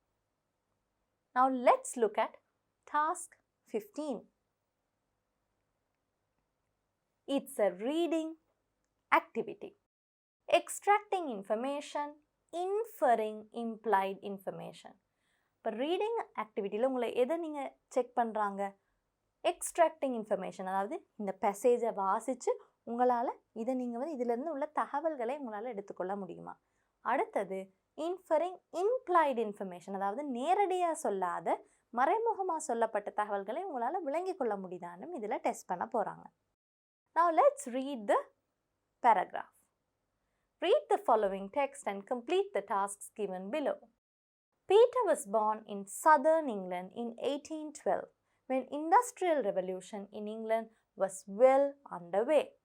Peter என்ற ஒரு நபர் வந்து தென் பிரித்தானியாவில் வந்து 1812ஆம் ஆண்டு பிறந்திருக்கார். இவர் பிறந்த ஆண்டு டைமில் வந்து அவரோட சூழல் என்னவா இருந்திருக்கு? Industrial revolution. இண்டஸ்ட்ரியல் ரெவல்யூஷன் என்னன்னு உங்களுக்கு நல்லாவே தெரியும். கைத்தொழில் புரட்சி. கைத்தொழில் புரட்சி வந்து மிகவும் அதிவேகமாக நடந்து கொண்டிருந்த டைம் பீரியடில் தான் இவர் வந்து பிறந்திருக்கிறார். As thousands of factories were open for business, people left their farms for the cities. உங்களுக்கு தெரியும், கைத்தொழில் புரட்சியில் ஒரு விளைவு தான் நகர்ப்புறங்களுக்கு கிராமப்புறங்கள்லேருந்து மக்கள் கூட்டமாக லட்சக்கணக்கில் மக்கள் வந்து பிரயாணம் செய்ய தொடங்கினார்கள். But their dreams of making more money and improving their lives always did not come true. நிறைய பேர் நகர்ப்புறத்தை தேடி அவர்களது கனவுகளை நனவாக்க நினைச்சாலும் எல்லாருக்கும் அவர்களது கனவுகள் நனவாகிச்சா? இல்லை. Men, women and even children often exchanged back-breaking work in the field for the boredom and danger of factory work. இப்போ men, women, ஆண்கள் பெண்கள் மட்டுமல்ல, and even children, சிறுவர்கள் கூட. எங்களுக்கு தெரியும், நாங்கள் சிறுவர்கள் 18 வயதுக்கு குறைவானவர்களை வந்து வேலைக்கு அமர்த்துவது என்பது இப்போ வந்து சட்டப்படி குற்றம். இந்த நேரத்தில் வந்து அது சட்டப்படி குற்றம் இல்லாத ஒரு விஷயம். அதனால சிறுவர்கள் கூட என்ன வேலைக்கு எதை மாற்றிக்கொண்டாங்க? எக்ஸ்சேஞ்ச் பேக் பிரேக்கிங் ஒர்க், அதாவது முதுகொடிய வேலை செய்த வேலைக்கு எங்க முதுகொடிய வேலை செஞ்சுருக்காங்க? in the fields. அதாவது வயல்வெளிகளில் முதுகொடிய வேலை செஞ்ச வேலைக்கு பதிலாக ஃபேக்ட்ரி தொழிற்சாலைகளில் போரும் அடிக்கும், அவர்களுக்கு மிகவும் சோர்வாக இருக்கும். அடுத்தது வந்து டேஞ்சர், ஃபேக்ட்ரியில் வேலை செய்கிறதுனால நிறைய ஆபத்துகள் இருக்குது. அப்போ இந்த ஆபத்துக்கு பதிலாக அந்த ஆபத்தை அவர்கள் விலை கொடுத்து வாங்கியிருக்கிறார்கள். Peter's family move to London when he was 5. இப்போ பீட்டருக்கு 5 வயசாக இருக்கிற பொழுது அவரது குடும்பம் வந்து லண்டனுக்கு இடம்பெயர்ந்திருக்காங்க. இப்போ ஒரு கிராமத்துலேருந்து நகர்ப்புறத்துக்கு போயிருக்கிறார். His father John worked as a clerk. கிளார்க்னா ஒரு நிறுவனத்தில் வந்து எழுதுபவராக இருந்திருக்கிறார். So he was better off than many people in London. Better off அப்படின்னா என்ன அர்த்தம்? கிராமத்துலேருந்து நகர்ப்புறங்களுக்கு போகிற பல லட்சம் மக்களில் பீட்டர்ட அப்பா ஜான் வந்து கொஞ்சம் லக்கியானவர். ஏன்? அவர் வந்து போன உடனேயே அவருக்கு கிளார்க் பொசிஷன் கிடைச்சிருக்கு. இப்போ கிளார்க்காக வேலை செய்கிற நேரம் அவருடைய சம்பளம் வந்து மற்ற தொழில்களை விட அவருக்கு அதிக சம்பளமாக இருக்கும். அதனால தான் பெட்டர் ஆஃப். இந்த மாதிரி டேர்ம்ஸ்ட, இந்த மாதிரி வேர்ட்ஸ்ட அர்த்தங்கள் வந்து உங்களுக்கு தெரிஞ்சிருக்கணும். இப்போ பெட்டர் ஆஃப்னா அவருக்கு வந்து அவரோட வாழ்க்கை தரம் வந்து கொஞ்சம் உயர்வாக தான் இருந்திருக்கு. But with his large family and love of entertaining, he and his wife constantly lived beyond their means. Again, another very important phrase. Lived beyond their means. இப்போ ஜானுக்கு வந்து ஒரு பெரிய குடும்பம், அந்த பெரிய குடும்பம் மற்றும் லவ் ஆஃப் என்டர்டெய்னிங், அவருக்கு எந்த நேரமும் பார்ட்டிஸ் கொண்டாட்டங்கள் செய்கிறது வந்து ரொம்ப விருப்பம். கொண்டாட்டங்கள் செய்கிறதுன்னா செலவும் அதிகம். அதனால் அவரும் அவரது மனைவியும் எப்பயுமே என்ன மாதிரியான ஒரு வாழ்க்கை வாழ்ந்தார்கள்? கான்ஸ்டன்ட்லி லிவ்ட் பியாண்ட் தேர் மீன்ஸ். அவரது வரவுக்கு மீறின செலவோடு தான் அவர்கள் வாழ்க்கையை கொண்டு போயிருக்காங்க. When Peter was 12, John was arrested for failing to pay a debt. அப்போ அந்த காலத்தில் வந்து இப்பையும் கூட தான் ஒரு சில நேரங்களில் நீங்கள் கடன் செலுத்தாட்டி உங்களை போலீஸ் அதிகாரிகள் வந்து கைது செய்கிறதுக்கான உரிமை இருக்குது. He was sent to a debtor's prison where people were kept until they could pay back the money they owed. Debtor's prison. அந்த காலத்தில் வந்து கடன் வாங்கி கடனை திருப்பி கொடுக்க முடியாதவர்களை வந்து கைது செய்து இந்த விதமான ஒரு கடனாளிகளுக்கான சிறையில் அடைச்சிருவாங்க. அந்த சிறையில் இருக்கிற நேரம் நீங்கள் எப்போ விடுதலை பெறலாம்? நீங்கள் அந்த சிறையில் வேலை செய்து உங்களோட கடனை திருப்பி கொடுத்த பிறகு தான் நீங்கள் அந்த சிறையிலேருந்து விடுதலை பெறலாம். Peter was taken out of school and forced to work in a shoe polish factory, wrapping and pasting labels on bottles. மிகவும் அற்புதமான ஒரு வாழ்க்கை, சொகுசான வாழ்க்கை வாழ்ந்துக்கிட்ட பீட்டரோட லைஃப்பில் வந்து என்ன நடந்திருக்கு? அப்பா சிறைக்கு போன பிறகு அவரால் பள்ளி படிப்பை தொடர முடியலை. அவர் எங்கே வேலைக்கு போயிருக்கிறார்? Shoe polish factory. உங்களுக்கு தெரியும், சப்பாத்துக்கு பாலிஷ் நாங்கள் போடுவோம், வெள்ளை இல்லாட்டி கருப்பு நாங்கள் பாலிஷ் யூஸ் பண்ணுவோம். அந்த பாலிஷை தயாரிக்கிற ஒரு தொழிற்சாலையில் வேலைக்கு போயிருக்கிறார். அவரோட வேலை என்ன? அந்த போத்தல்களில் வந்து ரப் பண்ணி லேபிளை ஒட்டுறது தான் அவரோட வேலை. He worked from dawn to dark. இப்போ விடிய காலையிலிருந்து இரவு வரை அவர் வேலை செஞ்சிருக்கிறார். அப்போ கட்டாயம் 8 மணி தியாலங்களுக்கும் அதிகமாக அவர் வேலை செஞ்சிருக்கிறார். 6 days a week in a dark room. 6 நாள் கிழமையில் 6 நாள் வேலை செய்திருக்கிறார். அதுவும் ஒரு இருட்டறையில். Listening to rats squeak beneath the rotting floorboards. அடுத்தது என்ன மாதிரியான ஒரு வேலை இடத்துல அவர் வேலை செஞ்சிருக்கிறார்? எலிகள் எல்லாம் வாழ்கிற ஒரு வேலை இடத்துல தான் அவர் வேலையும் செய்திருக்கிறார். His father finally inherited some money, settled his debts and was released from jail. கடைசியாக அவருடைய அப்பாவுக்கு என்ன நடந்திருக்கு? இன்ஹெரிட்டட், அவருக்கு யாரோ ஒரு உறவினர் மூலமாக அவருக்கு வந்து ஒரு சில கொஞ்சம் பணத்தொகை வந்து அவர் வந்து கிடைச்சிருக்கு அவருக்கு. செட்டில்ட் ஹிஸ் டெட்ஸ், அவர் அவரது கடனை திருப்பி கொடுத்துட்டு அவர் வந்து சிறையிலிருந்து விடுவிக்கப்பட்டிருக்கிறார். Peter later claimed that the factory experience nearly destroyed him. Peter வந்து பிறகு அவர் வளர்ந்த பிறகு அவர் வாழ்க்கையில் என்ன சொல்லியிருக்கார்? அந்த ஃபேக்ட்ரியில், அந்த தொழிற்சாலை வேலையில் செய்த வந்தது அவரை கிட்டத்தட்ட முழுவதுமாக அழித்து விட்டது அப்படின்னு சொல்கிறார். The story of Peter's childhood reads like the story in one of his novels, forced to work at young age. Peter வந்து வளர்ந்து ஒரு எழுத்தாளராக மாறியிருக்கார். அவரோட எழுத்துகள், அவரோட கதை புத்தகங்கள்லையும் பொதுவாக என்ன கதைக்களம் இருக்கும்? ஒரு சிறுவர் வந்து மிகவும் வயது குறைந்தது வயதில் வந்து அவர் வந்து ஒரு தொழிற்சாலையில் கட்டாயத்தின் பேரில் வேலை செய்ய வேண்டிய ஒரு சூழல். அப்படிப்பட்ட ஒரு கதைக்களம் தான் அவரது நாவல்களில் அதிகமாக இருக்கு. Peter suffered long hours and unhealthy conditions common in factories in the 19th century England. அவர் வந்து 19ஆம் நூற்றாண்டு இங்கிலாந்தில் வந்து நிறைய தொழிற்சாலைகள் இப்படித்தான். மிகவும் அதிக நேரம் வேலை செய்யணும், மிகவும் குறைவான சம்பளம், அந்த தொழிற்சாலைகளில் வேலை செய்கிற கண்டிஷன்ஸ்னு நாங்கள் சொல்லுவோம் இல்லையா ஆங்கிலத்தில், வேலை செய்கிற மற்ற ஃபேக்டர்ஸ் எல்லாம் வந்து மிகவும் மோசமான ஒரு இடம். அவர் வந்து எலிகளோடெல்லாம் அவர் வேலை செய்ய வேண்டிய துர்பாக்கியசாலியானார். Memories of his experience haunted him for the rest of his life. Haunted him. இந்த தொழிற்சாலையில் வேலை செய்த அந்த ரொம்பவே மிக மிக மோசமான நினைவுகள் வந்து அவரது வாழ்க்கை முழுக்க அவரை பின்தொடர்ந்து கொண்டே வந்தது. ஹாண்டட் என்ற வார்த்தையை நாங்கள் வழக்கமாக கோஸ், பேய்கள், ஆவிகளோட தான் நாங்கள் வந்து சம்மந்தப்படுத்துவோம் ஆங்கிலத்தில். அதே போல் இந்த மெமரிஸ், இந்த மாதிரியான நினைவுகள் வந்து அவரை பின்தொடர்ந்து கொண்டே வந்ததாம். Now let's answer the question. Task 1. State whether the following statements are true, false or not given by putting a tick in the relevant column. Now remember, there are 3 options. இந்த முறை 2 option இல்லை, 3 option. கொடுத்துருக்கிற வாக்கியங்கள் வந்து பேராகிராஃபோட நாங்கள் பார்த்து உண்மையா பொய்யா அல்லது அந்த தகவல் கொடுக்கப்படவில்லையான்னு நாங்கள் தெரிவு செய்யணும். Peter was born in London. Is it true? No, it's false. Peter வந்து எங்கே பிறந்தாருன்னு இந்த தகவல் எங்களுக்கு தெரியாது. ஆனால் பீட்டர் வந்து லண்டனில் பிறக்கலை. அவர் 5 வயதில் தான் லண்டனுக்கு போயிருக்கிறார். Some people in the farms migrated to cities.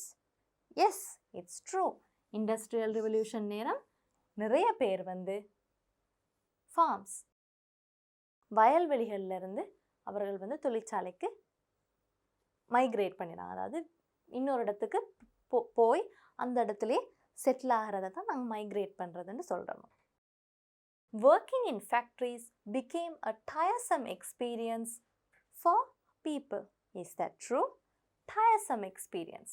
அதாவது தொழிற்சாலைகளில் வேலை செய்கிறது வந்து ஒரு மிகவும் களைப்பான ஒரு அனுபவமாக நிறைய பேருக்கு மாறியதா? அது உண்மை. True. Peter had 2 brothers and 1 sister in his family. Now, we know his father had a large family, but do we know the number? No. Peter அப்பாவுக்கு ஒரு பெரிய குடும்பம் இருந்ததுன்ற தகவல் எங்களுக்கு சொல்லியிருந்தாங்க. ஆனால் அந்த குடும்பத்தில் எத்தனை பேருன்ற தகவல் எல்லாம் எங்களுக்கு கொடுத்தாங்களா? இல்லை. அதனால் இது வந்து not given. John and his wife had spent money with care. False. ஜானும் அவரது மனைவியும் வந்து வரம்புக்கு மீறி செலவு செய்தனால தான் இவ்வளோ பிரச்சனையிலையும் அவர்கள் வந்து மாட்டிக்கொண்டார்கள். அதனால அது வந்து false. Peter became an author later in his life.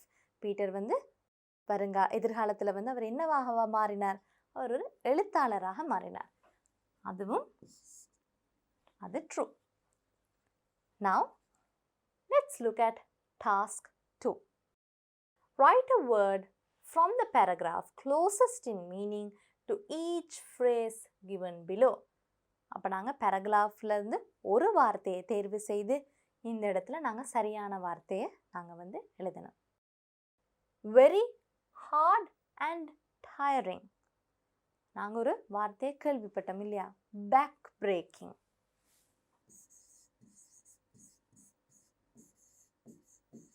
முதுகொடிய வேலை. அதை நாங்கள் வெரி ஹார்ட் அண்ட் டயரிங் ஒர்க்ன்னு சொல்லலாம். Possibility of harm or injury. ஆபத்து தான் நாங்கள் வந்து இவ்வாறு விவரிக்கலாம். அதாவது எங்களுக்கு ஒரு ஆபத்து நேரலாம். அதுக்கு வந்து ஆங்கிலத்தில் இன்னொரு வார்த்தை இருக்குது தானே, டேஞ்சர். நாங்கள் இந்த 2 வார்த்தையும் paragraphல பார்த்தோம். Write the sentence in paragraph 2 which says that Peter's father had a fairly good life. Now, let's go back to the paragraph. Paragraph 2. இந்த paragraphல இந்த வசனம் வந்து பீட்டர்ட அப்பா ஜானுக்கு வந்து ஒரு மற்றவர்களோட ஒப்பிடுற நேரம் நல்ல வாழ்க்கை தான் இருந்தது அப்படின்னு எந்த வசனத்தில் நாங்கள் தெரிஞ்சு கொள்ளலாம்?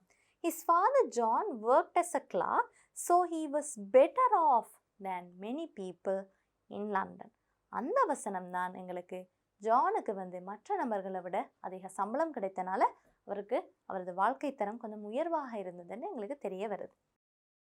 So let's write that sentence. We have to write it exactly as it is. So we will write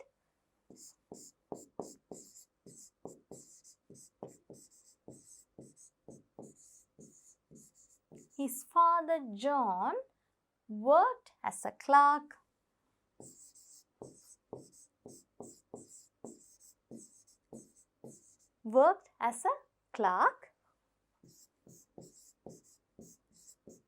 so he was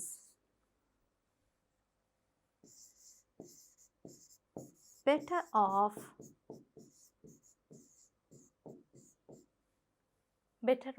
than many people in London.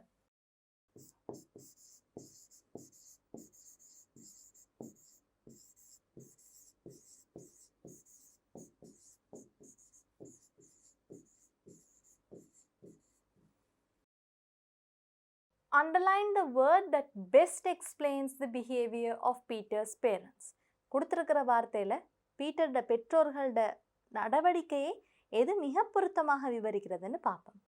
Wise, அவர்கள் ஞானமுள்ளவர்களாக பிஹேவ் பண்ணார்களா? இர்ரெஸ்பான்சிபிள், பொறுப்பற்றத்தனம். இன்டெலிஜென்ட், புத்திசாலித்தனம். தாட்ஃபுல், மிகவும் சிந்தனை திறன் வாய்ந்தவர்கள். இந்த 4 வார்த்தைகளில் 3 வார்த்தைகளின்படி அவர்கள் வாழ்க்கையை நடத்தவில்லை. இர்ரெஸ்பான்சிபிள், அவர்கள் வந்து வரம்புக்கு மீறி செலவு செய்து மிகவும் பொறுப்பற்றத்தனமாக அவர்களது வாழ்க்கையை நடத்தினால தான் பீட்டர்ட அப்பா ஜான் வந்து சிறைக்கு கடன்னால. Underline the most suitable title for the given text. இப்போ இந்த கொடுத்துருக்கிற பேராகிராஃபுக்கு நீங்கள் எந்த தலைப்பை நீங்கள் இதிலேருந்து சூஸ் பண்ணலாம்? பீட்டர்ஸ் சைல்ட்ஹுட், பீட்டரின் சிறு பிராயம். பீட்டர்ஸ் ட்ரீம்ஸ், பீட்டரின் கனவுகள். பீட்டர்ஸ் பிரிசன் லைஃப், பீட்டரின் சிறை வாழ்க்கை. பீட்டர்ஸ் ஸ்கூல் லைஃப், பீட்டரின் பாடசாலை வாழ்க்கை. எங்களுக்கு தெரியும் இதில் நாங்கள் பீட்டர்ட வந்து சிறு பிராயத்தை பற்றி தான் நாங்கள் வந்து படித்தோம். அதனால் Peter's childhood is the best option. Now let's look at the marks. In the first question they have asked 2 questions. So 1 into 2, 2 marks. 2 கேட்டிருக்கிறனால ஒன்றுக்கு ஒரு கேள்விக்கு 1 மார்க்ஸ் என்படி 2 மார்க்ஸ். இந்த கேள்விக்கு உங்களுக்கு 1 மார்க்ஸ் கிடைக்கும், 1 மார்க். இந்த கேள்விக்கும் ஒரு மார்க்ஸ் உங்களுக்கு கிடைக்கும். இப்போ முழுசாக எல்லாம் சேர்த்து உங்களுக்கு எத்தனை மார்க்ஸ் கிடைக்கும்? எல்லாம் சேர்த்து உங்களுக்கு இந்த கேள்விக்கு 5 மார்க்ஸ் கிடைக்கும். Now let's move on to the last test. Test 16. Your final test in your O-level paper, but also a very important test. Writing. Use English creatively and innovatively. இப்போ இந்த ஆக்டிவிட்டி மூலமாக தான், இந்த டெஸ்ட் மூலமாக தான் இவங்க வந்து நீங்கள் ஆங்கில மொழித்திறன், உங்களோட கற்பனை வளம் மற்றும் ஆங்கில மொழியை நீங்கள் எவ்வாறு புதுவிதமாக உங்களோட எழுத்து நடை எப்படி இருக்குன்னு அவர்கள் நிர்ணயிப்பார்கள். இதற்குத்தான் நீங்கள் வந்து கட்டாயம் நீங்கள் எழுதி ப்ராக்டிஸ் பண்ணியிருந்தால் தான் உங்களுக்கண்டு ஒரு எழுத்து நடை, உங்களுக்கே உரித்தான ஒரு எழுத்து நடை ஒன்று நீங்கள் வளர்த்துருப்பீங்க. அதை வைத்து தான் உங்களுக்கு இதுக்கு மார்க்ஸ் கிடைக்கும். Write on one of the following. Use about 200 words. உங்களுக்கு 4 ஆப்ஷன்ஸ் கொடுத்துருக்காங்க. இந்த 4ல் ஒன்றுக்கு நீங்கள் 200 வேர்ட்ஸுக்கு எழுதினா காணும். நாங்கள் இதை ப்ராக்டிஸ் பண்ணுறனால எல்லா எஸ்ஏஸையும் ட்ரை பண்ணி பார்ப்போம். Let's look at the first one. Write on one of the following, use about 200 words. An article to a school magazine on the topic eating healthy food leads to a healthy life. இப்போ நீங்கள் வந்து உங்களோட பாடசாலை மேகசீனுக்கு வந்து ஒரு article, அதாவது கட்டுரை ஒன்று எழுத போகிறீங்க. எதை பற்றினது? Eating healthy food leads to a healthy life. ஆரோக்கிய உணவே ஆரோக்கிய வாழ்க்கை என்ற தலைப்பில் எழுதணும். எதெல்லாம் இன்க்ளூட் பண்ணியிருக்கணும்? வாட் ஹெல்தி ஃபுட் மீன்ஸ், ஆரோக்கிய உணவுண்டா என்ன? வாட் அன்ஹெல்தி ஃபுட் மீன்ஸ், ஆரோக்கியமற்ற உணவுண்டா என்ன? why one should eat healthy food, ஏன் ஒரு நபர் வந்து ஆரோக்கியமான உணவை உண்ண வேண்டும்?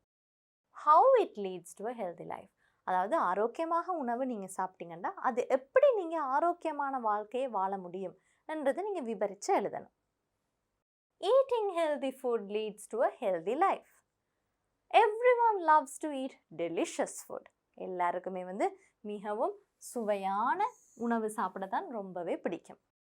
though we enjoy eating, most of us forget to think of the quality of the food we eat. நாங்கள் பெரும்பாலும் எல்லாருக்குமே சாப்பிட்றதுன்னா ரொம்பவே பிடிக்கும். ஆனால் நாங்கள் சாப்பிட்ற உணவின் தரத்தை பற்றி வெகு நேரம் வந்து யோசிக்க மறந்துடுவோம். this can lead to many negative effects because food consumption and health are interconnected. இங்கே தான் உங்களோட இன்ட்ரடக்ஷன்லேயே, முன்னுரையிலே நீங்கள் தெளிவுபடுத்திடணும். அதாவது உங்களுக்கு டாபிக் விளங்கி இருக்குன்னு நீங்கள் தெளிவுபடுத்திடணும். அப்போ ஆரோக்கிய உணவுக்கும் ஆரோக்கிய வாழ்க்கைக்கும் உள்ள தொடர்பு என்னன்னு நீங்கள் இங்கே சொல்லியிருக்கீங்க. அதாவது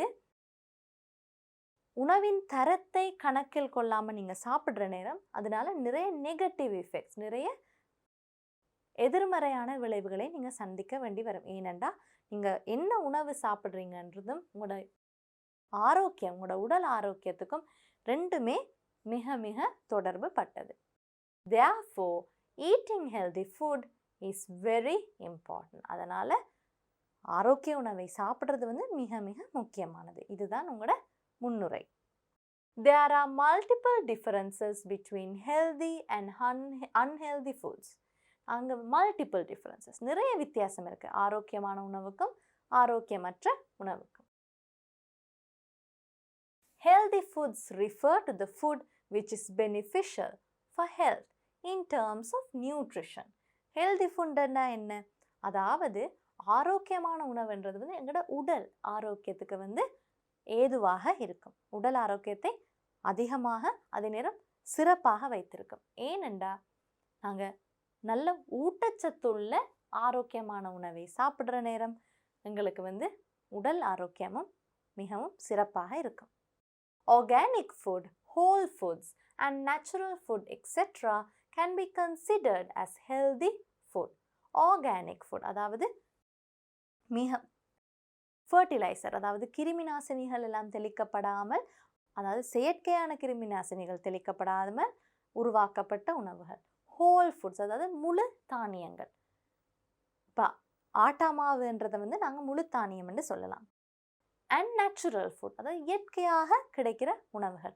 இதெல்லாம் நாங்கள் சாப்பிட்ற நேரம் நாங்கள் வந்து ஆரோக்கியமான உணவுகள் என்று நாங்கள் ஏற்றுக்கொள்ளலாம். A human being should take a balanced diet. ஒரு மனிதர் வந்து எவ்வாறான உணவு சாப்பிடணும்? பேலன்ஸ்ட் டயட், சமச்சீர் உணவு, இன்க்ளூடிங் ஆல் நியூட்ரியன்ஸ் இன் கரெக்ட் அமௌண்ட்ஸ். எல்லா விதமான ஊட்டச்சத்தும் சரியான அளவில் நீங்கள் சாப்பிட்டா தான் அது ஒரு balanced diet. By consuming healthy food one can live a life free of illnesses and stress. நல்ல ஆரோக்கியமான உணவை சாப்பிட்றனால நீங்கள் வந்து நோய் இல்லாத, ஸ்ட்ரெஸ், சோர்வற்ற வாழ்க்கையை நீங்கள் வாழலாம். On the other hand, unhealthy food welcomes obesity, diabetes and also other serious and chronic diseases. On the other hand, அப்போ ஆரோக்கியமான உணவை சாப்பிட்டா என்னெல்லாம் நடக்கும்னு நாங்கள் பார்த்தோம். இப்போ மறுபக்கத்தை நாங்கள் பார்க்கணும். அதைத்தான் நாங்கள் on the other hand அப்படின்னு ஆரம்பிக்கிறோம். unhealthy food welcomes obesity. unhealthy food, ஆரோக்கியமற்ற உணவை சாப்பிட்றதுனால நீங்கள் இதெல்லாம் அனுபவிக்க வேண்டி வரும். obesity அதாவது உங்களோட உடல் பருமன் மிக மிக அதிகமாக, ஆரோக்கியமற்ற அளவுக்கு உங்களோட உடல் பருமன் அதிகரிச்சு இருக்கும். டயபெட்டிஸ், உங்களுக்கு சர்க்கரை வியாதி வர வாய்ப்புகளும் இருக்குது. அண்ட் ஆல்சோ அதர் சீரியஸ், வேறு சீரியஸான உங்களுக்கு நோய்கள் வரலாம். அண்ட் க்ரானிக் டிசீசஸ், அதாவது நீண்ட காலம் அதே நேரம் மிகவும் உங்களோட உடல், உங்களோட வாழ்க்கை தரத்தை குறைக்கக்கூடிய அளவுக்குரிய நோயோடு நீங்கள் வாழ்க்கை பூரா போராட வேண்டி வரும். ஆரோக்கியமற்ற உணவு சாப்பிட்டா இந்த மாதிரியான விளைவுகள் எல்லாம் நீங்கள் சந்திக்க வேண்டி வரும். The best way to describe unhealthy food is the less nutritional food containing a high amount of calories, fat and sugar. Unhealthy food என்றால் நாங்கள் எவ்வாறு விவரிக்கலாம்? லெஸ் நியூட்ரிஷனல் ஃபுட், ஊட்டச்சத்து குறைவான உணவுகள். ஊட்டச்சத்து குறைவான உணவுகளில் என்னெல்லாம் இருக்கும்? High amounts of calories, calorie அளவுகள் வந்து அதிகமாக இருக்கும். ஃபேட், கொழுப்பும் சீனியும் மிக அதிகமான அளவில் இருக்கும். Junk food and fizzy drinks are prominent examples of this type of food. Junk food, நாங்கள் ஜங்க் ஃபுட்டுண்டா என்னென்னு இருக்கா பார்க்க வேண்டும். ஜங்க் ஃபுட்டுன்னா நாங்கள் கடையில் வாங்குகிற ஃபாஸ்ட் ஃபுட்டை நாங்கள் ஜங்க் ஃபுட்டுன்னு சொல்லலாம். பிட்ஸா, பர்கர், இந்த மாதிரி சாப்பாடுகளை வந்து நாங்கள் ஜங்க் ஃபுட்டுன்னு சொல்லுவோம். அண்ட் ஃபிஸி ட்ரிங்க்ஸ், அதாவது சோடாவும் இந்த மாதிரியான ஆரோக்கியமற்ற உணவுகள் பட்டியலில் வரும். No one should exceed the amount of calories that should be taken per day according to the energy he spends. அதாவது உங்களுக்கு எவ்வளவு ஊட்டச்சத்து தேவைன்றது நீங்கள் எவ்வளோ சக்தியை வந்து நீங்கள் ஒரு நாளைக்கு நீங்கள் விரயம் செய்கிறீங்கன்றதை பொறுத்து இருக்குது. இப்போ உங்களோட சக்தியை வந்து நீங்கள் நிறைய செலவு செய்கிறீங்கன்னா நீங்கள் நிறைய ஊட்டச்சத்து உரிய உணவுகளை நீங்கள் எடுத்துக்கொள்ளணும். அதே நேரம் உங்களோட கேலரி அளவுகளும் அதிகமாக இருக்கணும். ஆனால் நீங்கள் எக்ஸசைஸ் பண்ணுறது, நடக்கிறது, உங்களோட சக்தி விரயம் வந்து குறைவாக இருக்குன்னா நீங்கள் வந்து உங்களோட கேலரி அளவுகளும் குறைவாக இருக்க வேண்டும். Thus, healthy eating has many benefits. Thusன்றது therefore என்ற மாதிரி இன்னொரு வார்த்தை. ஆகையால் ஆரோக்கியமான உணவு சாப்பிட்றதுனால உங்களுக்கு நிறைய நன்மைகள் இருக்குது. When we eat well, we have more energy and positivity. நாங்கள் நல்ல உணவு சாப்பிட்டா உங்களுக்கு வந்து இன்னும் நிறைய சக்தி கிடைக்கும். அதே நேரம் உங்களோட எண்ணங்களும் நேர்மறையாக இருக்கும். We also improve our concentration to work or study well. நாங்கள் எங்களோட வேலையாக இருக்கலாம், படிப்பாக இருக்கலாம், எங்களோட கன்சன்ட்ரேஷன், உங்களோட கவனிக்கிற திறன் வந்து மிகவும் சிறப்பாக இருக்கும்.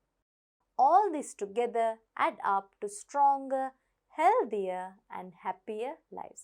இது எல்லாத்தையும் நீங்கள் சேர்த்து பார்க்குற நேரம் உங்களோட வாழ்க்கை வந்து ஸ்ட்ராங்கர், சக்தி மிகுந்ததாக, ஆரோக்கியமானதாக, சந்தோஷமான வாழ்க்கையாக மாறிவிடும். Now let's look at B option. An essay on why a society should respect its elders. நீங்கள் எதை பற்றியான கட்டுரை இதில் எழுதணும்? உங்களோட சமுதாயத்தில் வயது கூடினவர்கள், எல்டர்ஸ், வயோதிபர்களை ஏன் மதிக்க வேண்டும் என்ற கட்டுரை எழுதணும். அதில் நீங்கள் என்னென்ன தகவல் எழுதணும்? இன்க்ளூட் சீனியர் சிட்டிசன், வயோதிபர்களை நாங்கள் சீனியர் சிட்டிசன்ஸ் என்று ஆங்கிலத்தில் சொல்லுவோம். ஹாவ் எக்ஸ்பீரியன்ஸ் இன் லைஃப், அவர்கள் அனுபவசாலிகள். டிசர்வ் ரெஸ்பெக்ட், அவர்கள் மரியாதைக்குரியவர்கள். டிக்னிட்டி அண்ட் எப்ரிசியேஷன், அவர்களுக்கு மரியாதையும் கொடுக்கணும். அவர்களுக்கு வந்து நாங்கள் டிக்னிட்டி, அவர்களுக்கு சுய கௌரவம் உண்டு, அவர்களை நாங்கள் மதிக்கவும் செய்யணும். எப்ரிசியேஷன்னா நீங்கள் அவர்களை புகழணும், பாராட்டணும். அதெல்லாம் அவர்களுக்கு உரித்தானவை. ஹேவ் சர்வ்ட் த கண்ட்ரி, அவர்கள் இந்த நாட்டுக்கு நிறைய சேவைகள் செய்திருக்கிறார்கள். Teach us good manners or traditions, அவர்கள் எங்களுக்கு நல்ல பழக்க வழக்கங்கள், பாரம்பரிய பழக்க வழக்கங்கள் எல்லாத்தையும் சொல்லி கொடுப்பார்கள். இதனால் எல்லாத்துலேயும் நாங்கள் வந்து எங்களோட வயோதிபர்கள், எங்களோட சீனியர் சிட்டிசன்ஸுக்கு நாங்கள் மரியாதை கொடுக்கணும்னு நீங்கள் கட்டுரை எழுதணும். Now let's look at the introduction. Why a society should respect elders. The term elders refers to parents, teachers, grandparents and senior citizens of a country. அப்போ நாங்கள் எல்டர்ஸ் என்று சொல்கிற நேரம் வயது முதிர்ந்த எல்லாரையும் நாங்கள் எல்டர்ஸ் என்று தான் சொல்கிறோம். அதாவது 18 வயசு தாண்டி வாழ்க்கையில் ஒரு சில பொறுப்புகளை எடுத்துக்கொண்டிருப்பவர்களை நாங்கள் எல்டர்ஸ் என்று சொல்லலாம். பேரண்ட்ஸ், பெற்றோர்கள். டீச்சர்ஸ், ஆசிரியர்கள். கிராண்ட் பேரண்ட்ஸ், உங்களோட தாத்தா பாட்டி எல்லாரும் இந்த லிஸ்ட்டில் வருவாங்க. and senior citizens of a country. வயது முதிர்ந்த அத்தனை நபர்களும். Respecting elders is to give honor to them. மரியாதை என்றா என்ன? மரியாதை செலுத்துறது என்றா அவர்களை கௌரவப்படுத்துறது என்று தான் நாங்கள் மரியாதை செலுத்துறதுன்னு சொல்லுவோம். In the past, young people obeyed their elders more than today. கடந்த காலத்தில் உள்ள வயது குறைந்தோர் இளமையானவர்கள் இளைஞர்கள் என்று நாங்கள் சொல்லலாம். இந்த காலத்து இளைஞர்களை விட அவர்களது மூத்தோர்களை அவர்கள் மதித்தார்கள். Why is it important to respect elders? மிக முக்கியமான கேள்வி ஏன் மூத்தோர்களுக்கு மதிப்பு செலுத்துறது மிகவும் முக்கியமானது. Simply because they are the people who built the nation. Simply because, மிகவும் சுலபமாக இலகுவாக சொல்ல போனால் அவர்கள்தான் இந்த நாட்டை கட்டியெழுப்பினவர்கள். Elders are knowledgeable and they possess a wealth of experience. அவர்களுக்கு மிகவும் அறிவு அதிகம், அதே நேரம் அவர்களது அறிவு களஞ்சியம் என்றே நாங்கள் சொல்லலாம். ஏன்னா அவர்கள் மிகுந்த அனுபவசாலிகள். They have gone through hard times and overcome challenges. They have gone through. அவர்கள் எந்த மாதிரியான வாழ்க்கை அனுபவங்களை எல்லாம் கடந்து வந்திருக்கார்கள்? hard times, கஷ்டமான காலத்தையும் அவர்கள் கடந்து நிறைய சவால்களுக்கும் அவர்கள் முகம் கொடுத்திருக்கிறார்கள்.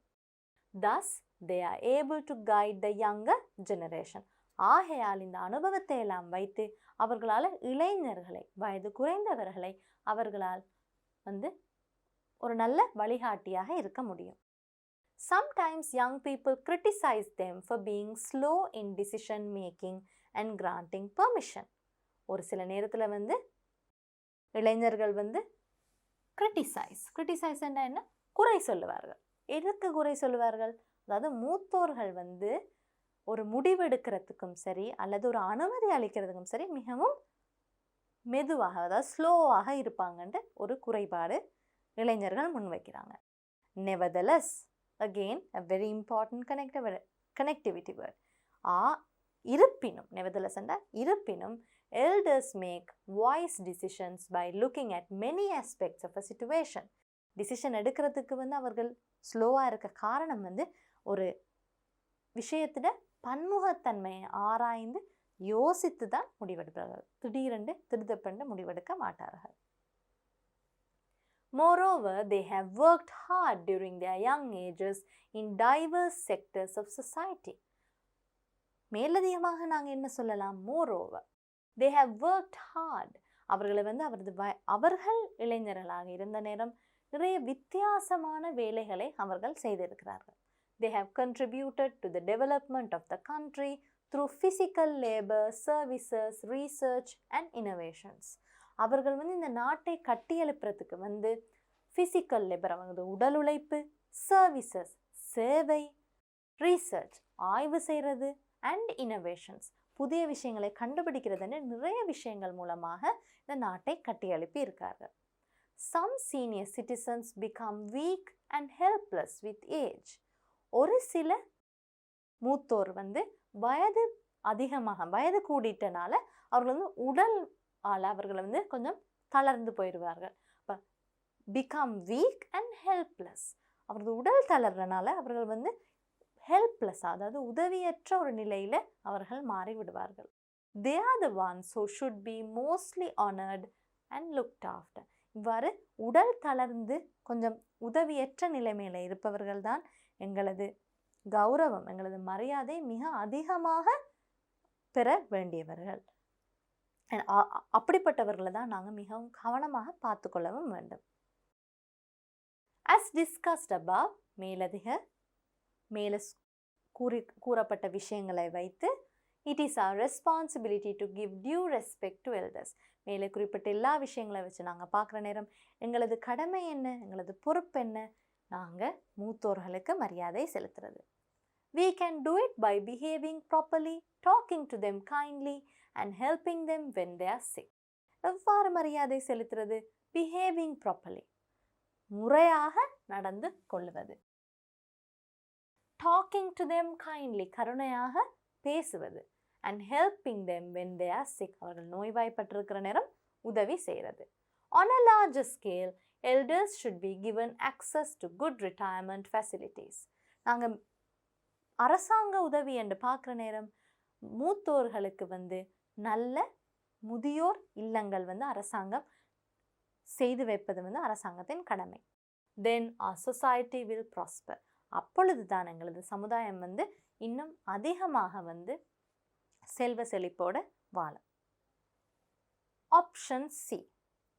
You have been asked to deliver a speech on the importance of learning English in the modern world at the English Activity Day in your school. Write your speech. இப்போ நீங்கள் ஒரு உரையாற்ற போகிறீங்க. உரை எதை பற்றினது? Importance of learning English in the modern world. அதாவது இந்த நவீன யுகத்தில் வந்து ஆங்கிலம் மொழியை கற்றுக்கொள்வதின் அவசியம் என்ன, முக்கியத்துவம் என்னன்னு தான் நீங்கள் உரையாற்ற போகிறீங்க. அதுவும் எந்த தருணத்தில்? இங்கிலீஷ் ஆக்டிவிட்டி டே என்ற ஒரு தருணத்தில். நீங்கள் எதெல்லாம் இன்க்ளூட் பண்ணியிருக்கணும்?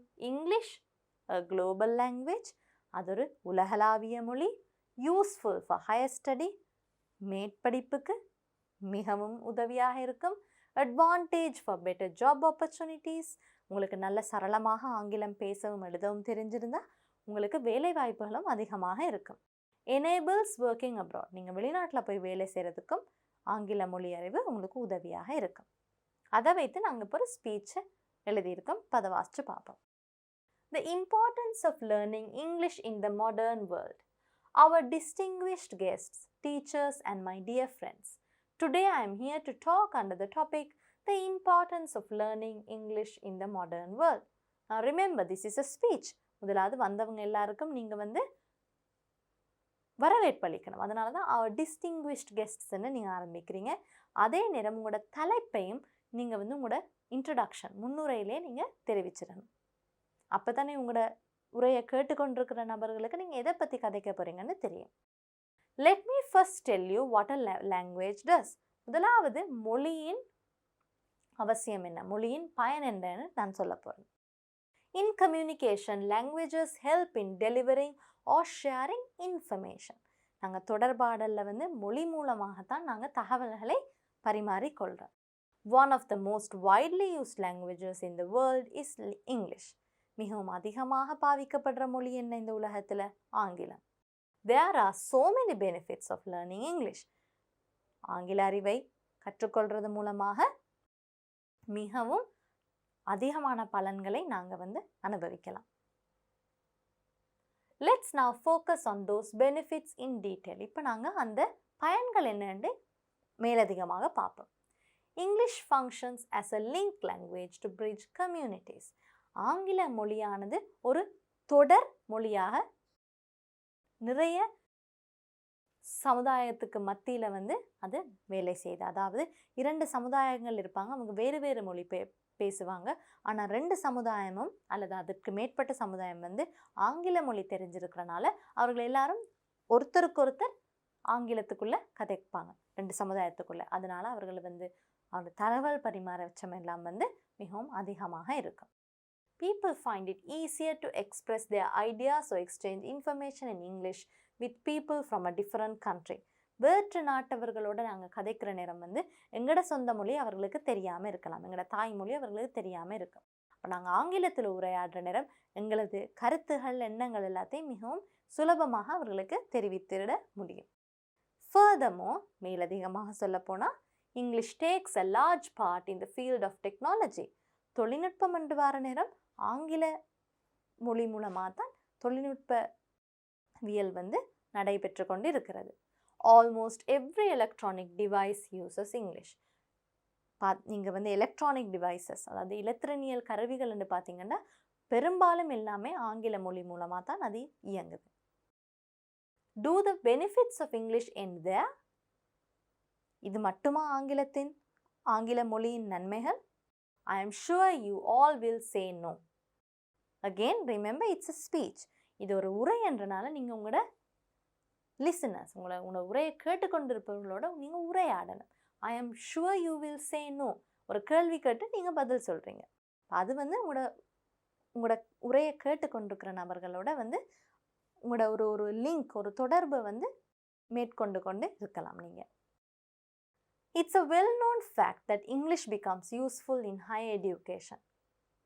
எல்லாருக்கும் தெரியும் ஆங்கில மொழி மூலமாக தான் நாங்கள் மேற்படிப்பை படிக்கலாம். There is a range of English books related to different fields. நிறைய எந்த துறை எடுத்தாலும் அந்த துறையை பற்றின தகவல்களை நீங்கள் ஆங்கில மொழி மூலமாக தெரிந்து கொள்ளலாம். Moreover, there are better opportunities for those who wish to study in foreign universities and work abroad when they have a good standard of English in terms of reading, writing, listening and speaking. கடைசி வசனம் கொஞ்சம் நீளமான வசனம் இல்லையா? Moreover, there are better opportunities. அதாவது வெளிநாட்டு பல்கலைக்கழகத்தில் படிக்க விரும்புபவர்கள், வெளிநாட்டில் வேலை செய்ய ஆசைப்படுபவர்களுக்கு நிறைய வாய்ப்புகள் அமையும். அதாவது ஆங்கில மொழி அறிவு இருந்தால், ஆங்கில மொழி அறிவு எப்படி இருக்கணும்? இன் டேர்ம்ஸ் ஆஃப் ரீடிங், வாசிக்க தெரிந்திருக்கணும், ரைட்டிங், எழுத தெரிஞ்சிருக்கணும், லிசனிங் அண்ட் ஸ்பீக்கிங், ஆங்கில மொழியை கேட்டு அண்டர்ஸ்டாண்ட் பண்ணிக்கொள்ள, புரிந்து கொள்ளவும் தெரிஞ்சிருக்கணும். அதே நேரம் ஆங்கில மொழியை பேசவும் தெரிஞ்சிருக்கணும்.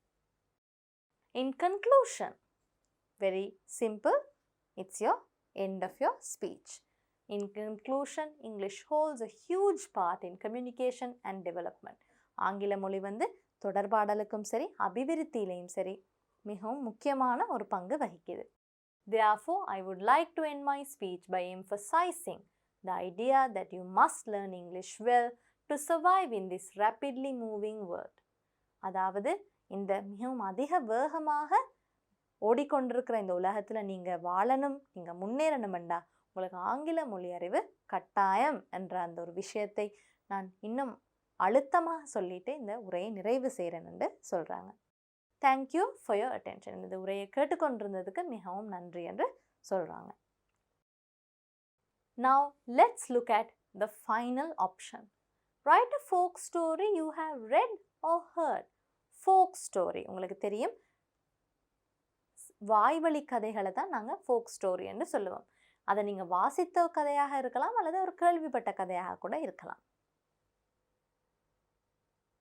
அப்போ ஃபோக் ஸ்டோரி என்று வார நேரம் உங்களோட கலாச்சாரம், நீங்கள் வாழ்கிற இடத்தை பொறுத்து உங்களோட ஃபோக் ஸ்டோரி மாறும். இப்போ நாங்கள் மார்க்கிங் ஸ்கீம் ஒருக்கா பார்ப்போம். Content, language, format and organisations, mechanics of writing. Content உள்ளடக்கத்துக்கு 5 புள்ளிகள், லாங்குவேஜ் மொழிக்கு 5 புள்ளிகள், ஃபார்மட் அண்ட் ஆர்கனைசேஷன்ஸ் நீங்கள் எவ்வாறு ஒழுங்கமைச்சிருக்கிறீங்கன்றது உங்களுக்கு 2 புள்ளிகள், மெக்கானிக்ஸ் ஆஃப் ரைட்டிங் அதாவது உங்களோட எழுத்து திறமை, உங்களோட எழுத்து நடைக்கு 3 மார்க்ஸ், எல்லாம் சேர்த்து 15 புள்ளிகள். In general what do they refer to, அதாவது நீங்கள் content, language, format and organisation, mechanics of writing என்று பார்க்குற நேரம் நீங்கள் இதெல்லாம் உள்ளடக்கணும். கண்டென்ட், ஃபேக்ட்ஸ், தகவல்கள், கிளியர் டிஸ்கிரிப்ஷன் ஆஃப் பாயிண்ட்ஸ், நீங்கள் தெளிவாக விவரிச்சிருக்கிறீங்களா, required length, story beginning and end. Story என்றால் நீங்கள் ஒரு தொடக்கமும் முடிவும் இருக்கணும். அப்போ ரிக்வயர்ட் லென்த் அவர்கள் சொல்லியிருக்கிற 200 வார்த்தைகளுக்கு நீங்கள் எழுதியும் இருக்கணும். லாங்குவேஜ், வெல் கனெக்டட் சென்டென்சஸ், ஒரு வசனத்துக்கும் இன்னொரு வசனத்துக்கும் நல்ல தொடர்பு இருக்க வேண்டும். குட் ரேஞ்ச் ஆஃப் vocabulary, உங்களோட சொல் வளம். Style of language, suitable for an article or essay, speech, story. அதாவது உங்கள் எழுத்து நடை நீங்கள் எதை எழுதுறீங்களோ, கட்டுரையண்டா ஒரு விதமாக இருக்கணும், உரையண்டா ஒரு விதமாக இருக்கணும், கதை எழுத போறீங்கண்டா ஒரு விதமாக இருக்கணும். Format and organisation, well organised ideas, நல்ல ஒழுங்காக சீரான முறையில் உங்களோட கருத்துகள் இருக்கா. கனெக்டட் மீனிங்ஃபுல் பேராகிராஃப்ஸ், ஒரு பந்திக்கும் இன்னொரு பந்திக்கும் தொடர்பு இருக்கா. Mechanics of writing, correct spelling, correct punctuations, clear handwriting, ஒழுங்கான சொல் எழுத்துப்பிழை இல்லாமல் இருக்கணும், சரியான இடத்துல நிறுத்தற்குறியீடு எழுதணும், அதே நேரம் உங்களோட எழுத்து தெளிவாக இருக்கணும். இதெல்லாம் நீங்கள் கரெக்டாக செஞ்சுருந்தீங்கன்னா உங்களுக்கு 15க்கு 15 புள்ளிகள் கிடைக்கும். Now we have come to the end of your 2019 O-Level Pass paper. I hope you practiced the exercises, the tests with me, and that you will do more exercises to practice before your upcoming exams. Good luck.